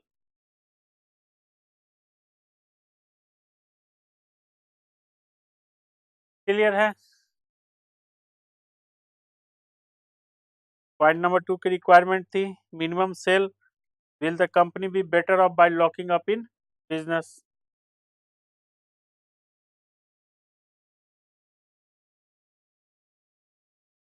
Minimum sale पूछ रहा था हमें, तो हमने जितना फिक्स कॉस्ट कम किया है वही। फिक्स कॉस्ट कम करने का मतलब क्या है? फिक्स कॉस्ट कम करने का मतलब क्या है? Contribution is equal to fixed cost हो जाए तो इसका मतलब क्या होगा? जीरो। Zero profit. अब उसको रिवर्स सीक्वेंस में सोचिए, जितना कंट्रीब्यूशन ज्यादा और फिक्स कॉस्ट स्टेबल तो उतना ज्यादा मार्जिन। अब दूसरे एंगल से सोचिए, अगर फिक्स कॉस्ट को कम किया जाए, फिक्स कॉस्ट को कम किया जाए तो भी प्रॉफिट ज्यादा। तो अब फिक्स कॉस्ट कम करने की नौबत जितनी आएगी, जितनी फिक्स कॉस्ट कम करने की नौबत आएगी उतना ही मिनिमम सेल आपको रखना पड़ेगा आपको।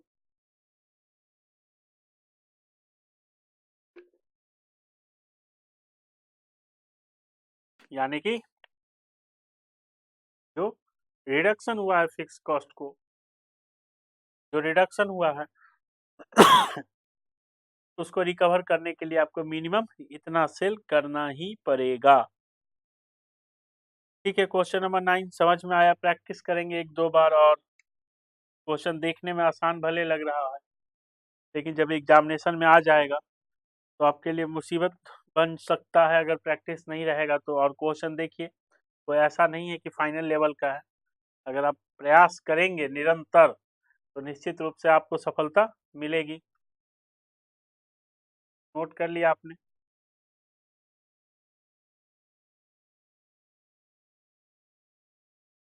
तो अगले क्वेश्चन की तरफ हम लोग बढ़ेंगे।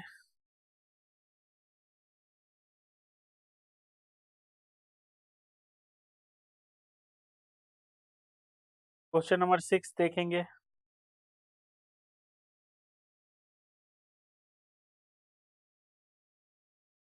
क्वेश्चन नंबर 6 देखेंगे।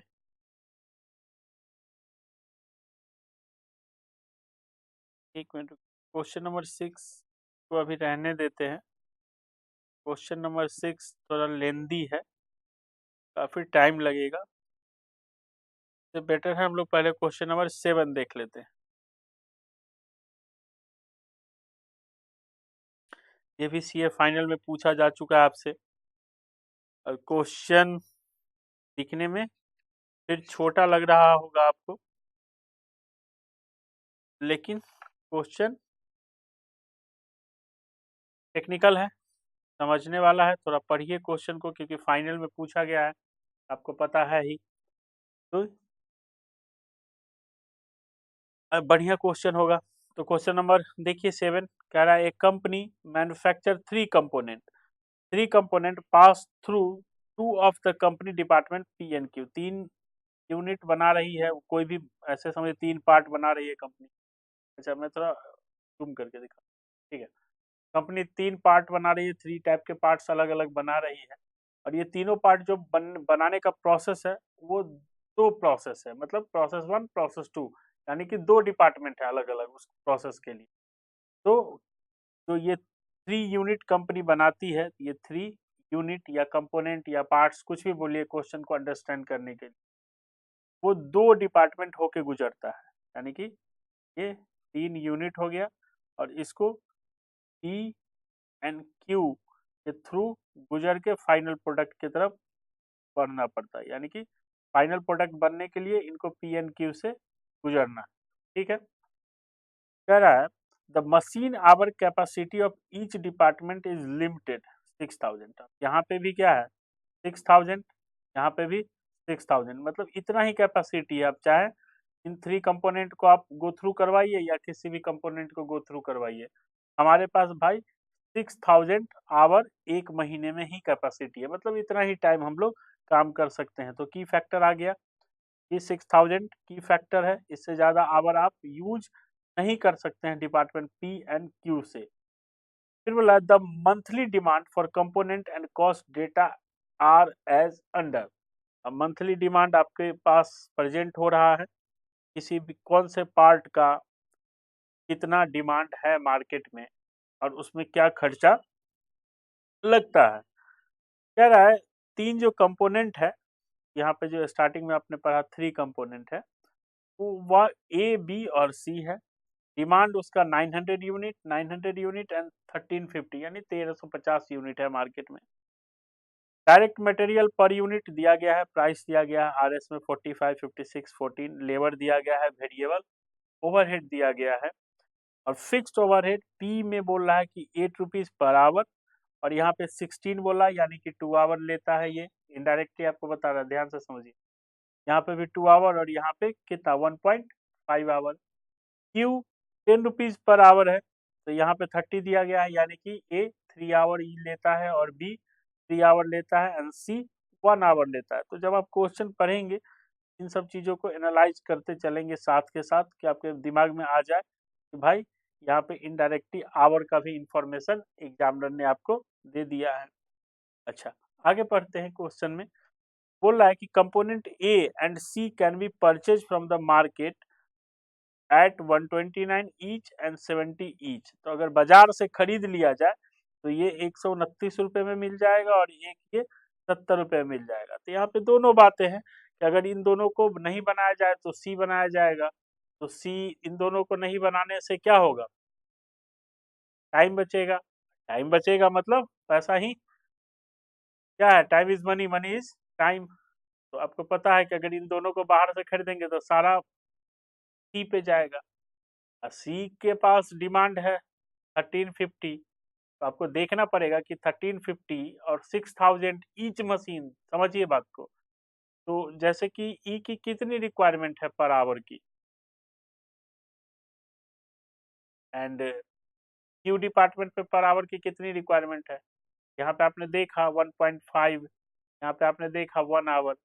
तो क्या अभी भी आवर बच रहा है, उसको यूटिलाइज करके बी और सी बना लिया जाए या बी और सी को खरीद लिया जाए, सी पे ही फोकस किया जाए, या ए को ड्रॉप कर दिया जाए या बी को पिक कर लिया जाए या बी को ड्रॉप कर लिया जाए, ए को पिक कर लिया जाए। तो आपको पता है कि यहाँ पे मशीन आवर क्या है, की फैक्टर है, उसके अकॉर्डिंग हम लोग एनालिसिस करेंगे। तो क्वेश्चन नंबर 1 जो हम लोगों ने स्टार्टिंग में किया था काफी हद तक मिलता जुलता है, तो देख लीजिए फाइनल का क्वेश्चन इतना आसान आसान आ रहा है, यानी कि फ्री के नंबर है आपके। चलिए क्वेश्चन की रिक्वायरमेंट पढ़ते। कह रहा है you are required to prepare a statement to show which of the component in what quantity should be purchase to minimum the cost. Same question, तो आपको सबसे पहले क्या करना पड़ेगा, एनालिसिस करना पड़ेगा। एनालिसिस किस पॉइंट ऑफ व्यू से करना पड़ेगा, तो पहले तो सिंपल सीपीयू निकाल लीजिए, कंट्रीब्यूशन पर यूनिट। और जब कंट्रीब्यूशन पर यूनिट कैलकुलेट हो जाए तो आपको पता है कि मशीन आवर क्या है, लिमिटेड फैक्टर है, तो उसके पॉइंट ऑफ व्यू से आपको सोचना पड़ेगा। फिर आपको पता चल जाएगा कि किसमें किसको बंद करने से प्रॉफिट है या किसको कंटिन्यू रखने से प्रॉफिट है। आइए एनालिसिस देखते हैं। क्वेश्चन आपने पढ़ लिया, क्वेश्चन का जो मुख्य हिस्सा है यही है। ऊपर में बस दिया गया है एक कंपनी है, 3 कंपोनेंट बनाती है, वो तीनों कंपोनेंट बनाने के दौरान 2 प्रोडक्शन डिपार्टमेंट से उसे गुजरना पड़ता है, पी एंड क्यू। और दोनों ही प्रोडक्शन डिपार्टमेंट में क्या है, 6000 मशीन आवर फिक्स्ड है पर मंथ, उससे ज़्यादा आपको नहीं मिल पाएगा। और नीचे वाले में आपको demand, sale, variable cost and fix cost के रिगार्डिंग फॉर्मेशन है, और आप मार्केट में बायर सॉरी सेलर अवेलेबल है एक पर्टिकुलर प्राइस पे, तो आपको एनालिसिस करना है। आइए क्वेश्चन नंबर 7 देखते हैं हम लोग आंसर। तो question number 7 answer,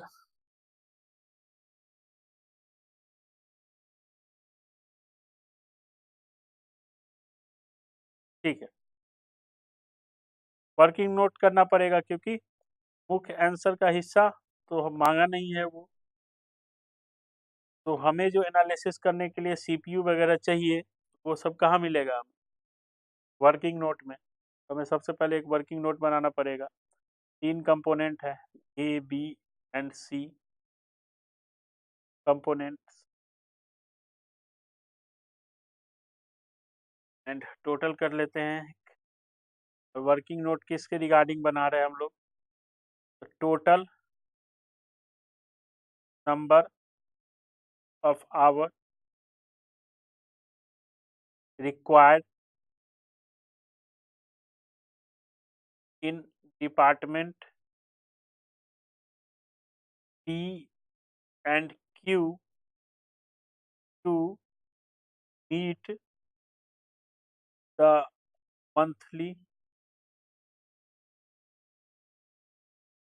demand of component. इस क्वेश्चन से आपको की फैक्टर चैप्टर का भी काफी झलक मिल जाएगा। अगर आपने पहले की फैक्टर वाला नहीं देखा है तो पहले उसको देख लीजिए, क्योंकि ज़्यादा हेल्पफुल होगा। और नहीं भी देखा है, पहले यही देख रहे हैं मेक एंड बाय, घबराने की कोई बात नहीं है। ऐसा कोई बहुत बड़ी बात नहीं, हाथी घोड़ा नहीं है जो समझ में नहीं आएगा। कॉस्टिंग में मज़ेदार चीज़ यही है, सब कुछ लॉजिकल है। अगर आप उसको एक बार ठीक से एक्सप्लेन करते हुए सुन ले, समझ ले और ध्यान दे दे, तो आप उस चैप्टर को वही सीख सकते हैं, किसी और चैप्टर को रेफर करने की ज़रूरत नहीं पड़ती है। तो आइए देखते हैं। पहले पर्टिकुलरली हर कंपोनेंट की जो डिमांड है बाजार में, अगर सबको मैन्युफैक्चर किया जाए तो टोटल कितने आवर की रिक्वायरमेंट है। ओके, तो डिमांड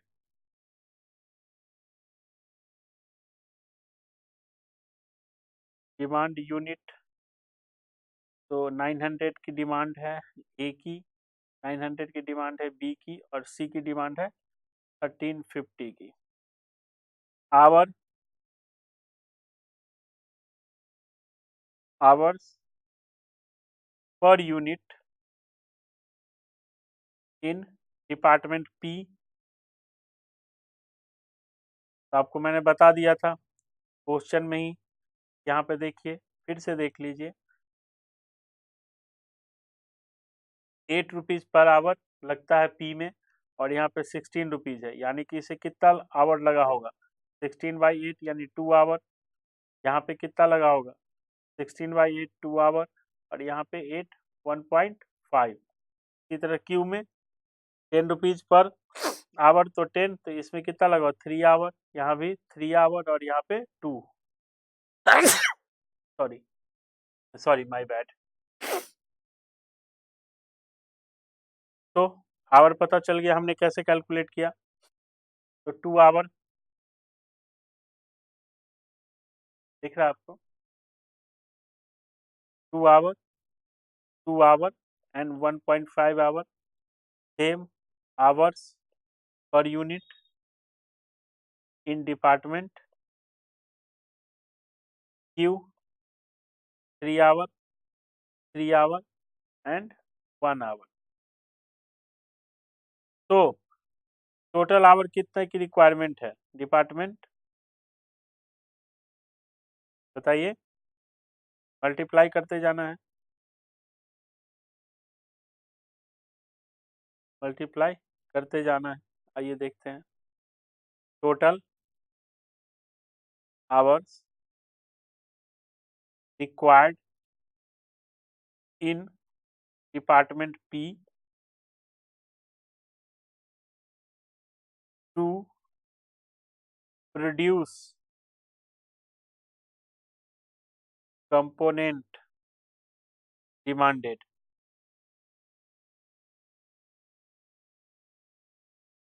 तो पी में कितना लग जाएगा? 1800, यहाँ पे 1800, और यहाँ पे 1350, और उसका हाफ 2025, यानी कि 5625। तो डिपार्टमेंट पी से तो निकल जाएगा आसानी से ए भी, ई भी और सी भी, क्योंकि 6000 आवर ईच, 6000 ईच डिपार्टमेंट में मशीन आवर है, तो अगर प्रोड्यूस करना चाहे ABC को तो आराम से क्लियर कर जाएगा वो डिपार्टमेंट P को, लेकिन क्या Q को कवर कर पाएगा? Q में क्या अवेलेबल 6000 में निकल जाएगा? देखिए आइए चेक करते हैं। तो सेम टोटल आप एक काम कीजिए, पहले यहाँ तक नोट कर लीजिए, पहले आप यहाँ तक नोट कर लीजिए।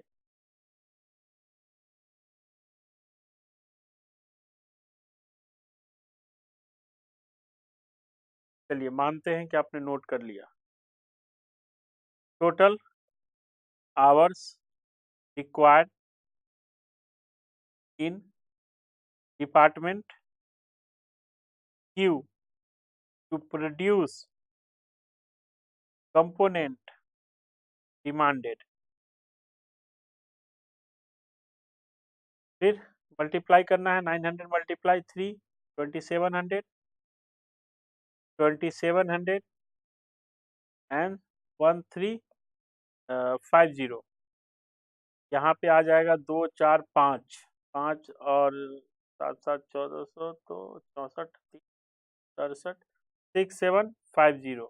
अब देखिए यहाँ पे क्या टोटल रिक्वायरमेंट है आवर की। क्यू को क्रॉस करने के लिए कितने आवर की रिक्वायरमेंट है? 6750। अवेलेबल कितना है? 6000। तो अगर पी से गुजर भी जाए तो क्यू में अटक जाएगा।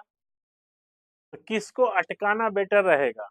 किसको अटका दिया जाए? कौन से उसको फंसा दिया जाए कि तुम आगे नहीं जाओगे, तुम किसी प्रोसेस पी से अगर गुजर भी जाओगे तो क्यू में अटक जाओगे।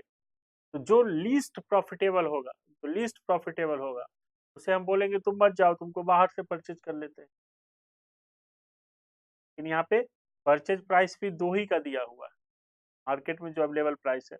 आइए आगे बढ़ते हैं। यहाँ तक आपने नोट कर लिया है? नहीं किया है तो आप नोट कर लीजिए।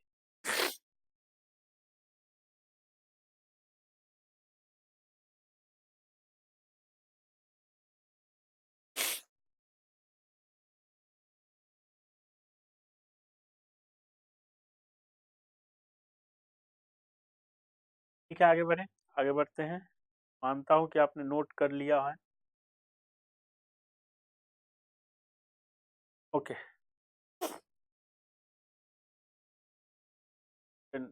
since the available hours in the two department P and Q, P and Q are 6000 each. Department Q is short supply, short of 750 machine hour to produce the component as per demand.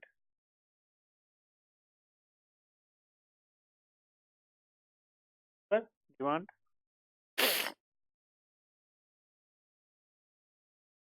Note कर लीजिए।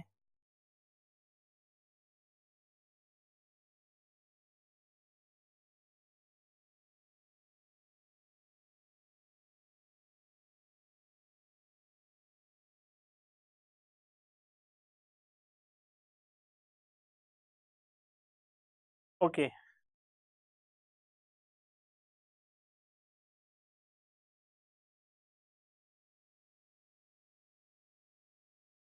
Next point पे चलेंगे।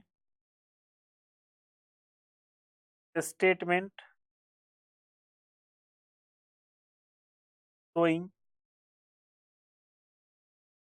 the unit of component to be purchased to minimize the cost, minimize the cost.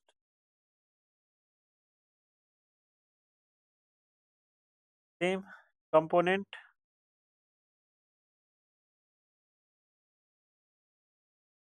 A B N.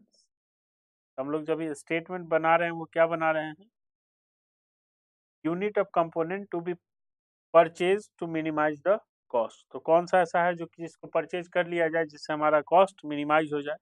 आइए देखते हैं। Variable cost दिया हुआ है, variable cost to make per unit दिया गया है क्वेश्चन में। देख लीजिए एक बार, क्वेश्चन में दिया गया है वेरिएबल कॉस्ट यहाँ से यहाँ तक, material, labour and variable overhead तक को प्लस कर देंगे, तीनों को प्लस कर दीजिए।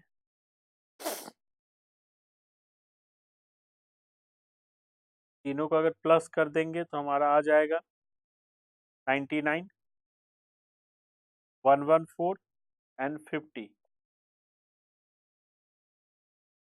वेरिएबल कॉस्ट टू बाई, अगर हम परचेज करने चले जाएं, variable cost to buy per unit, तो ये 129 है, अवेलेबल नहीं है डेटा, और 70। तो एक्स्ट्रा कॉस्ट कितना हमें देना पड़ेगा, एक्स्ट्रा कॉस्ट टू बाई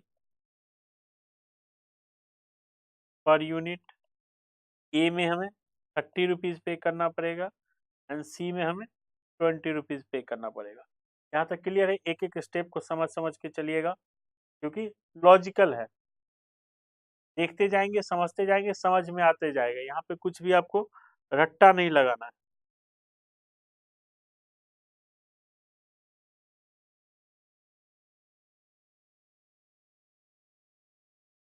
ठीक है, आगे बढ़े, आगे बढ़ते हैं।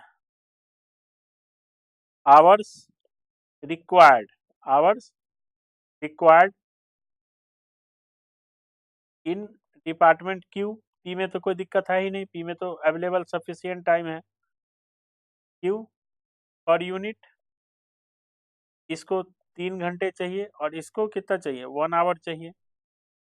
तो extra cost per our incurred on buying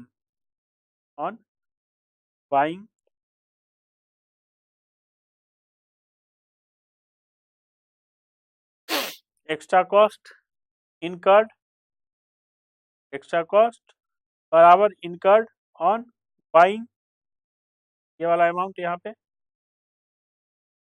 ये वाला अमाउंट यहाँ पे, कंफ्यूज नहीं होना है। 30, 30 एंड 20, यही तो एक्स्ट्रा लग रहा है हमें बाइंग पे। और आवर रिक्वायर्ड कितना है हमें, 3 एंड 1 सेकेंड डिपार्टमेंट में। तो decision, final answer,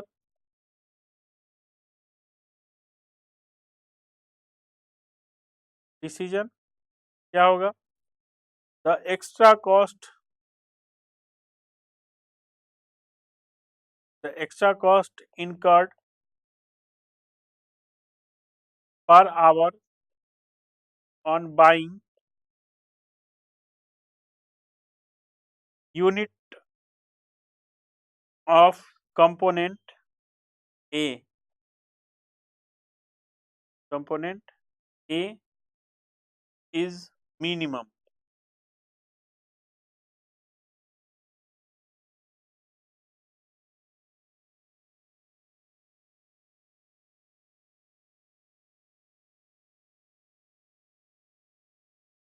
A cost is minimum।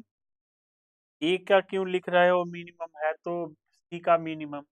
एक मिनट भाई रुक जा, पर आवर के हिसाब से पॉइंट ऑफ व्यू से सोच के देख। तो यहाँ तक पहले तो आप नोट कर लो, ये नोट कर लिया आपने स्टेटमेंट, डिसीजन, पहले आप स्टेटमेंट तक नोट कर लो, यहाँ तक नोट हो गया। थोड़ा नीचे ठीक है, देख लो भाई। ठीक है, extra cost incurred per hour on buying unit of component A is minimum. Per hour के पॉइंट ऑफ व्यू से चेक करो ना भाई मेरे। 30/3 10 होगा ना, यहाँ 20/1 तो 20 लिखूंगा मैं अभी। तो 1 मिनट शांति रख ले भाई।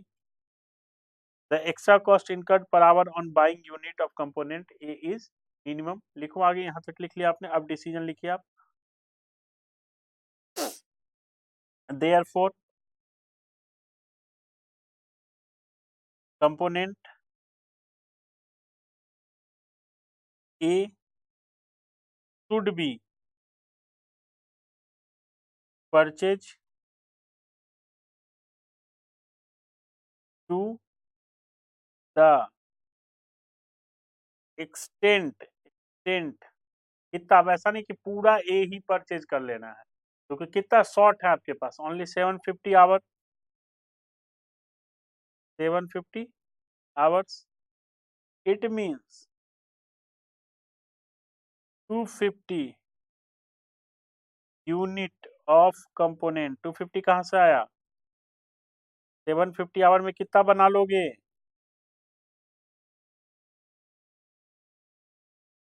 250 should be purchase from outside in order to minimize cost। ठीक है, क्लियर? कोई डाउट, कोई समस्या, कोई गंभीर समस्या तो बताइए।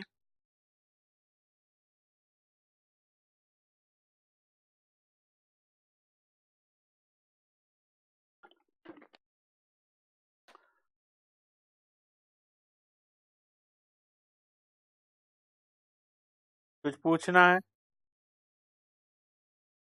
पूछ सकते हो आप।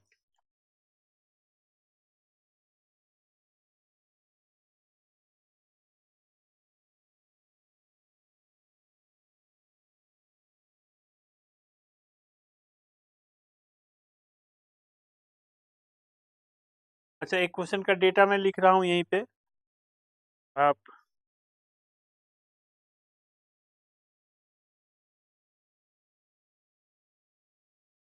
ठीक है, ओके। 1 मिनट में देख लेता हूँ।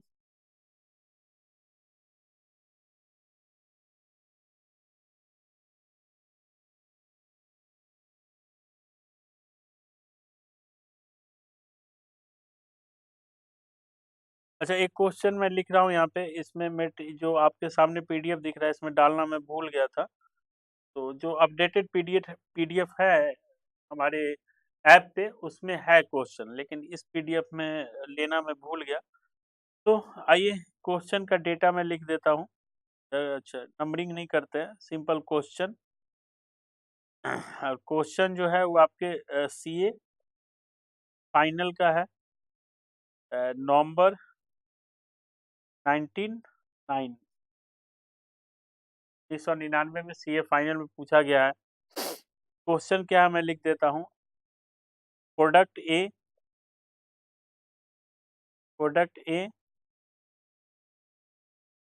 Take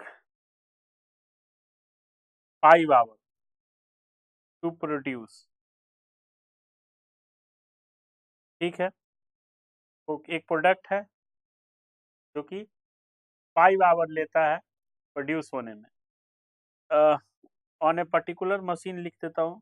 on a particular machine मतलब यानी कि किसी मशीन में बनाने में प्रोडक्ट को 5 घंटे लगते हैं। On particular machine. अब चाहे तो लिख सकते हैं क्वेश्चन, नहीं चाहे तो सिर्फ देख लीजिए, आसान है, इस लेवल पे आप तुरंत बना लेंगे। एंड इसका प्रोडक्ट ए का जो सेलिंग प्राइस है, सेलिंग प्राइस वो है अपना 50। एंड मार्जिनल कॉस्ट जो है यानी वेरिएबल कॉस्ट जो है वो है 35। क्लियर है? फिर क्वेश्चन का सेकंड हाफ क्या कहता है? On same machine, on same machine another product, another product, और प्रोडक्ट का नाम क्या है? बी, और बी कितना लेता है? 2 hour to produce. Marginal cost दिया गया है इसका 5 रुपीज, और यहाँ तक आप नोट कर लो अगर करना चाहो तो। और एक सप्लायर है, सप्लायर, उसका ऑफर प्राइस है, उसका ऑफर प्राइस है प्रोडक्ट बी के लिए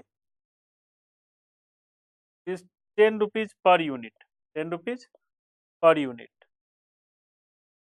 बोला है कि आप एज्यूम कर लो, आप एज्यूम कर लो। यहाँ तक लिख लिया आपने? लिख लो, अच्छा क्वेश्चन है, छोटा आसान सिंपल सा क्वेश्चन है, 4 नंबर के लिए आपके सामने, कभी भी एग्जामिनेशन में आ सकता है। फाइनल का क्वेश्चन है, सॉल्व कर लोगे खुद से तो आप फाइनल में पहुंच गए, या फाइनल भी पास कर गए इवन। ओके, एज्यूम बोला है, की फैक्टर रखो मशीन आवर को, और कंपनी को एडवाइस दो, एडवाइस फॉर प्रोडक्ट बी क्या? मेक और बाय। सिंपल डायरेक्ट क्वेश्चन है ये। फाइनल 1999 का क्वेश्चन है। एक प्रोडक्ट है ए, 5 घंटे लगते हैं बनाने में, 50 रुपये में बिक जाता है, और 35 रुपीज लगते हैं बनाने में। सेम मशीन से अगर प्रोडक्ट बी बनाया जाए तो 2 घंटा लगता है बनाने में, मार्जिनल कॉस्ट है 5 रुपीज, और एक सप्लायर है उसका 10 रुपीज का ऑफर प्राइस है, तो बी खरीदना चाहिए या नहीं, या खुद बना लेना चाहिए? ओके, आंसर क्वेश्चन, ये फाइनल आंसर।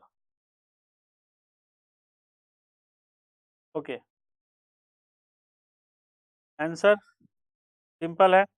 पहले अपने को क्या करना है, जो प्रोडक्ट का पूरा डेटा दिया हुआ है, मतलब जिसको बेस रख के और इंफॉर्मेशन है, उसका हम लोग कंट्रीब्यूशन वगैरह कैलकुलेट कर लेते हैं। Statement of contribution per machine our, क्योंकि मशीन आवर लिमिटेड फैक्टर है, देखेंगे कि भाई अगर ए को रोक के बी बनाया जाए तो कितना नुकसान होगा। तो प्रोडक्ट ए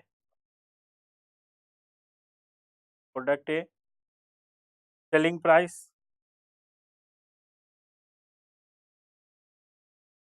50, मार्जिनल कॉस्ट यानी वेरिएबल कॉस्ट 35, तो 15 सीपीयू कंट्रीब्यूशन पर यूनिट, ठीक है। एंड मशीन आवर कितना लगता है? मशीन आवर पूरा निकाल ही लेते हैं, contribution per machine hour equal to 15, 5 hour लगता है तो 3 रुपीज। अब चलिए प्रोडक्ट बी,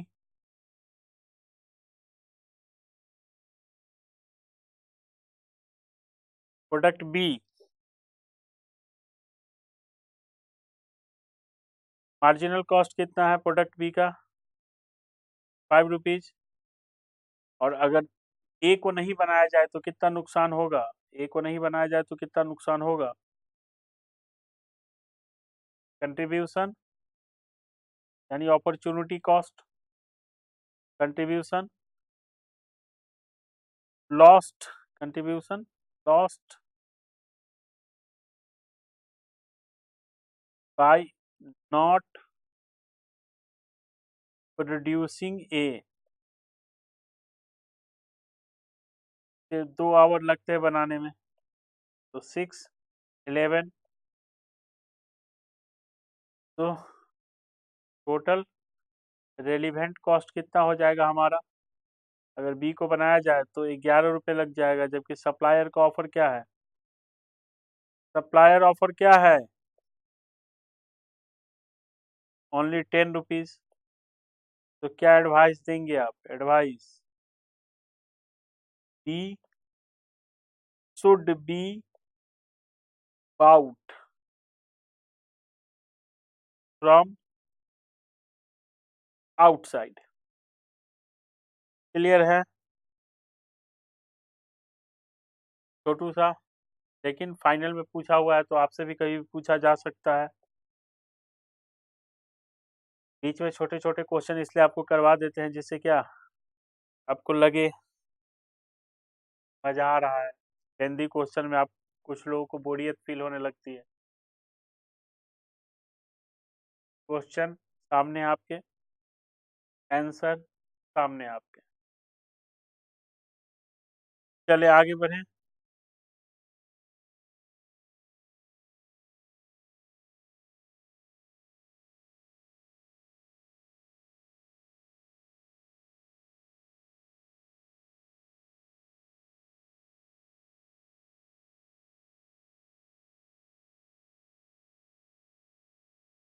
पर 9 देखा जाए। आइए क्वेश्चन नंबर 9 देखते हैं। पढ़िए क्वेश्चन को एक बार।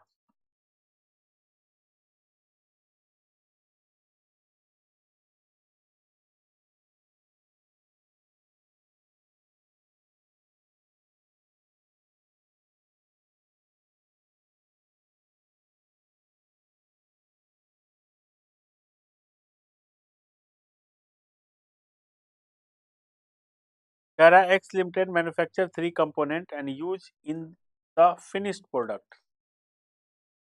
तो एक फाइनल प्रोडक्ट बना रही है जिस 3 कंपोनेंट उसे लगता है। The component workshop is currently unable to meet the demand for component and the possibility of the subcontracting part of the requirement is being investigated on the basis of the following data। जो भी requirement है उस 3 component की, तो जो भी आपका department है, मैन्युफैक्चरिंग डिपार्टमेंट, प्रोडक्शन डिपार्टमेंट, वो अभी सक्षम नहीं है कि आपको कंपोनेंट प्रोड्यूस करके दे सके। तो विचार किया जा रहा है कि इस पर्टिकुलर कंपोनेंट के लिए सब कॉन्ट्रैक्ट कर दिया जाए, मतलब किसी को दे दिया जाए कि भाई तू बना के मुझे दे, ठेका पे, उप ठेका, सब कॉन्ट्रैक्टिंग, तो मुझे बना के ये कंपोनेंट दे दो। तो वही अलग अलग कंपोनेंट का कुछ डेटा दिया गया है और कुछ हमें इंफॉर्मेशन दी गई है। जून 2007 का क्वेश्चन है सीएमए का। तो कंपोनेंट ए एंड बी के लिए वेरिएबल कॉस्ट दे दिया गया है। प्रोड्यूस करेंगे तो क्या लगेगा? 3 रुपये, 4 रुपये, 7 रुपये। फिक्स कॉस्ट दे दिया गया है 1, 2, 4। आउटसाइड परचेज प्राइस दे दिया गया है। मशीन आवर पर यूनिट दे दिया गया है। लेबर आवर पर यूनिट दे दिया गया। तो ऊपर क्वेश्चन में जो डेटा है उससे तो ये समझ में आ रहा है कि नीचे क्वेश्चन की 2 रिक्वायरमेंट हो सकती है कि अगर की फैक्टर मशीन आवर हो तो, अगर की फैक्टर लेबर आवर हो तो। चलिए पढ़ते हैं। कह रहा है you are required to decide which component should be bought out if the company is operating at full capacity. Full capacity पे तो काम कर ही रहे हो, समझ में आ रहा है, तभी तो नहीं डिमांड पूरा कर पाओगे। फिर दूसरा बोला to decide which component should be bought out if production is limited 4000 machine hour. तो देखिए आपको एक क्वेश्चन में दे दिया गया 4000 मशीन आवर की फैक्टर रख के बताइए कि कौन सा परचेज किया जाए। एंड लास्ट में दे दिया गया है जो कि labour hour 4000 hour per week fix है। तो एक लेबर में की फैक्टर, एक मशीन में की फैक्टर, और एक में बोला है कि भाई 100% कैपेसिटी पे काम कर रहे हैं, जगह नहीं है हमारे पास कुछ एडिशनल प्रोडक्शन करने की। अब बताओ जो कि कौन सा बाहर से खरीदा जाए। तो क्वेश्चन देख लिया आपने, एक बार पढ़ लीजिए फिर से। क्वेश्चन आसान है कि पहले वाले का आंसर तो क्वेश्चन पढ़ने के साथ ही दिया जा सकता है। सेल प्राइस तो कुछ दिया नहीं गया है, कुछ अदर कंपोनेंट का जो अभी फुल कैपेसिटी पे बना रहा है उसका पर यूनिट कैलकुलेट करके फिर कंपैरिजन करते कि कितना लॉस होगा, वो सब कुछ तो है नहीं। सिर्फ जो कंपोनेंट नहीं बन पा रहा है उसकी रिक्वायरमेंट दी गई है, तो देख के बताया जा सकता है।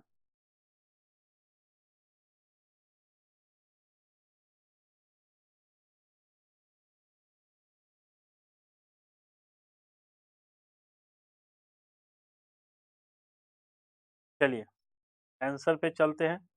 बहुत छोटू सा आंसर होगा, आपको लग रहा होगा देखने में क्वेश्चन कितना कॉम्प्लिकेटेड है। देखिए क्वेश्चन जब बहुत कॉम्प्लिकेटेड दिखे ना तो आंसर उसका बहुत छोटा सा होता है, और क्वेश्चन अगर बहुत छोटा सा दिखे तो उसका आंसर कई बार बहुत कॉम्प्लिकेटेड होता है। आइए question number 9। Question number 9 answer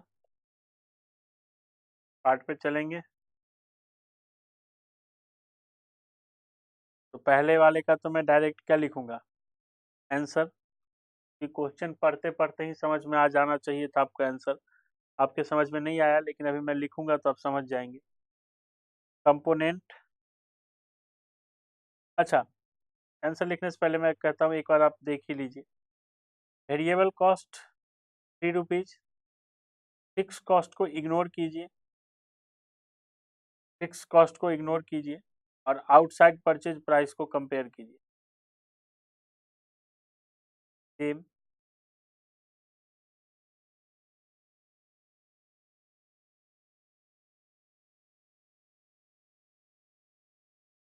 तो कंपोनेंट ए को बनाने में जो वेरिएबल कॉस्ट लग रहा है वही ज्यादा है आपके ऑफर प्राइस से।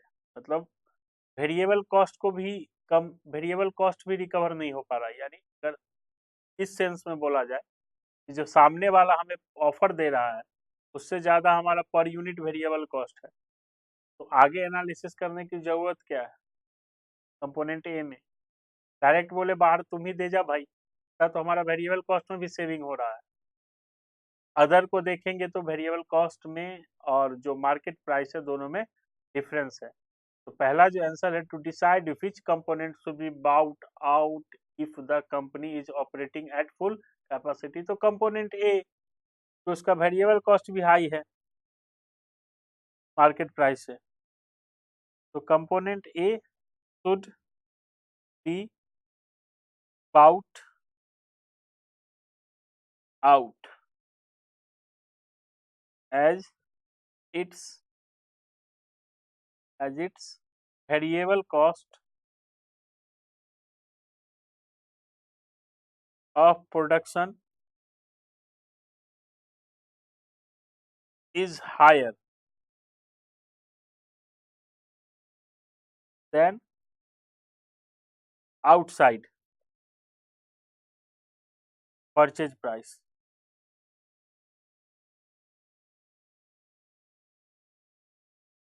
ओके, इसमें तो कुछ सोचना ही नहीं था।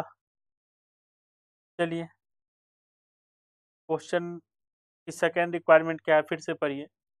To decide which component should be bought out if production is limited to 4000 machine hour per week. एक वीक में सिर्फ 4000 पर आवर आपको मिलेगा, तो आपको कौन सा कंपोनेंट बाहर से खरीद लेना चाहिए बताइए। तो पॉइंट कंपोनेंट ए के रिगार्डिंग तो हम सोचेंगे भी नहीं। क्यों नहीं सोचेंगे कंपोनेंट ए के रिगार्डिंग, क्योंकि उसका तो वेरिएबल कॉस्ट भी मार्केट प्राइस से हाई है, वो तो देखना ही नहीं। किसके रिगार्डिंग हम एनालिसिस करेंगे, तो हम रिगार्डिंग एनालिसिस करेंगे बी और सी के। तो if machine hour are limited to 4000 hour, B and C, excess cost, excess cost किससे कंपेरिजन कर रहे हैं, मार्केट प्राइस से, और वेरिएबल कॉस्ट, तो 6 - 4 2, एंड यहाँ पे देख लीजिए 6 - 4 2, एंड इसका 13 - 7 6,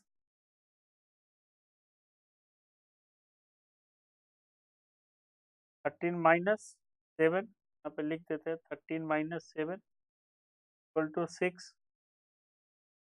ठीक है, machine hour per unit, machine hour per unit, B को बनाने में कितना मशीन आवर लगता है और सी को बनाने में कितना क्वेश्चन में गिवन है, देख लीजिए फिर से।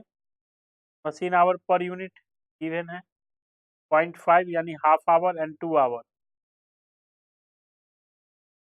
0.5 एंड 2। तो excess cost per hour per machine hour RS4 and RS3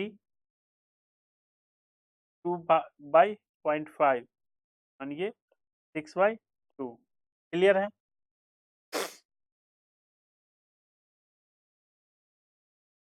तो क्या समझ में आया आपको? क्या समझ में आया? Component C has the lowest excess cost per limiting factor and should therefore be bought out।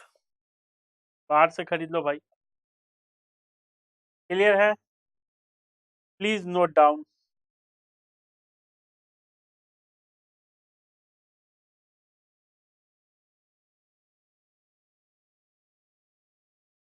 फिर लेबर सेम से निकलेगा, जैसे अभी मशीन आवर के थ्रू निकाले हैं, लेबर भी वैसे ही हमारा कैलकुलेट होगा। नोट कर लिया आपने? Okay. If labour hour are limited to 4000 hour, B and C same. Excess cost पता है, हमने लास्ट में कैलकुलेट किया था सेकंड वाले में। 2 and 6 लेबर आवर क्वेश्चन में गिवन है। 2 and 4 excess cost per labour our.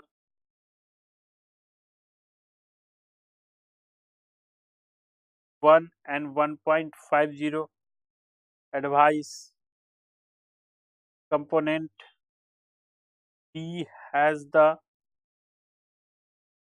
lowest excess cost per limiting factor and hence should be bought out।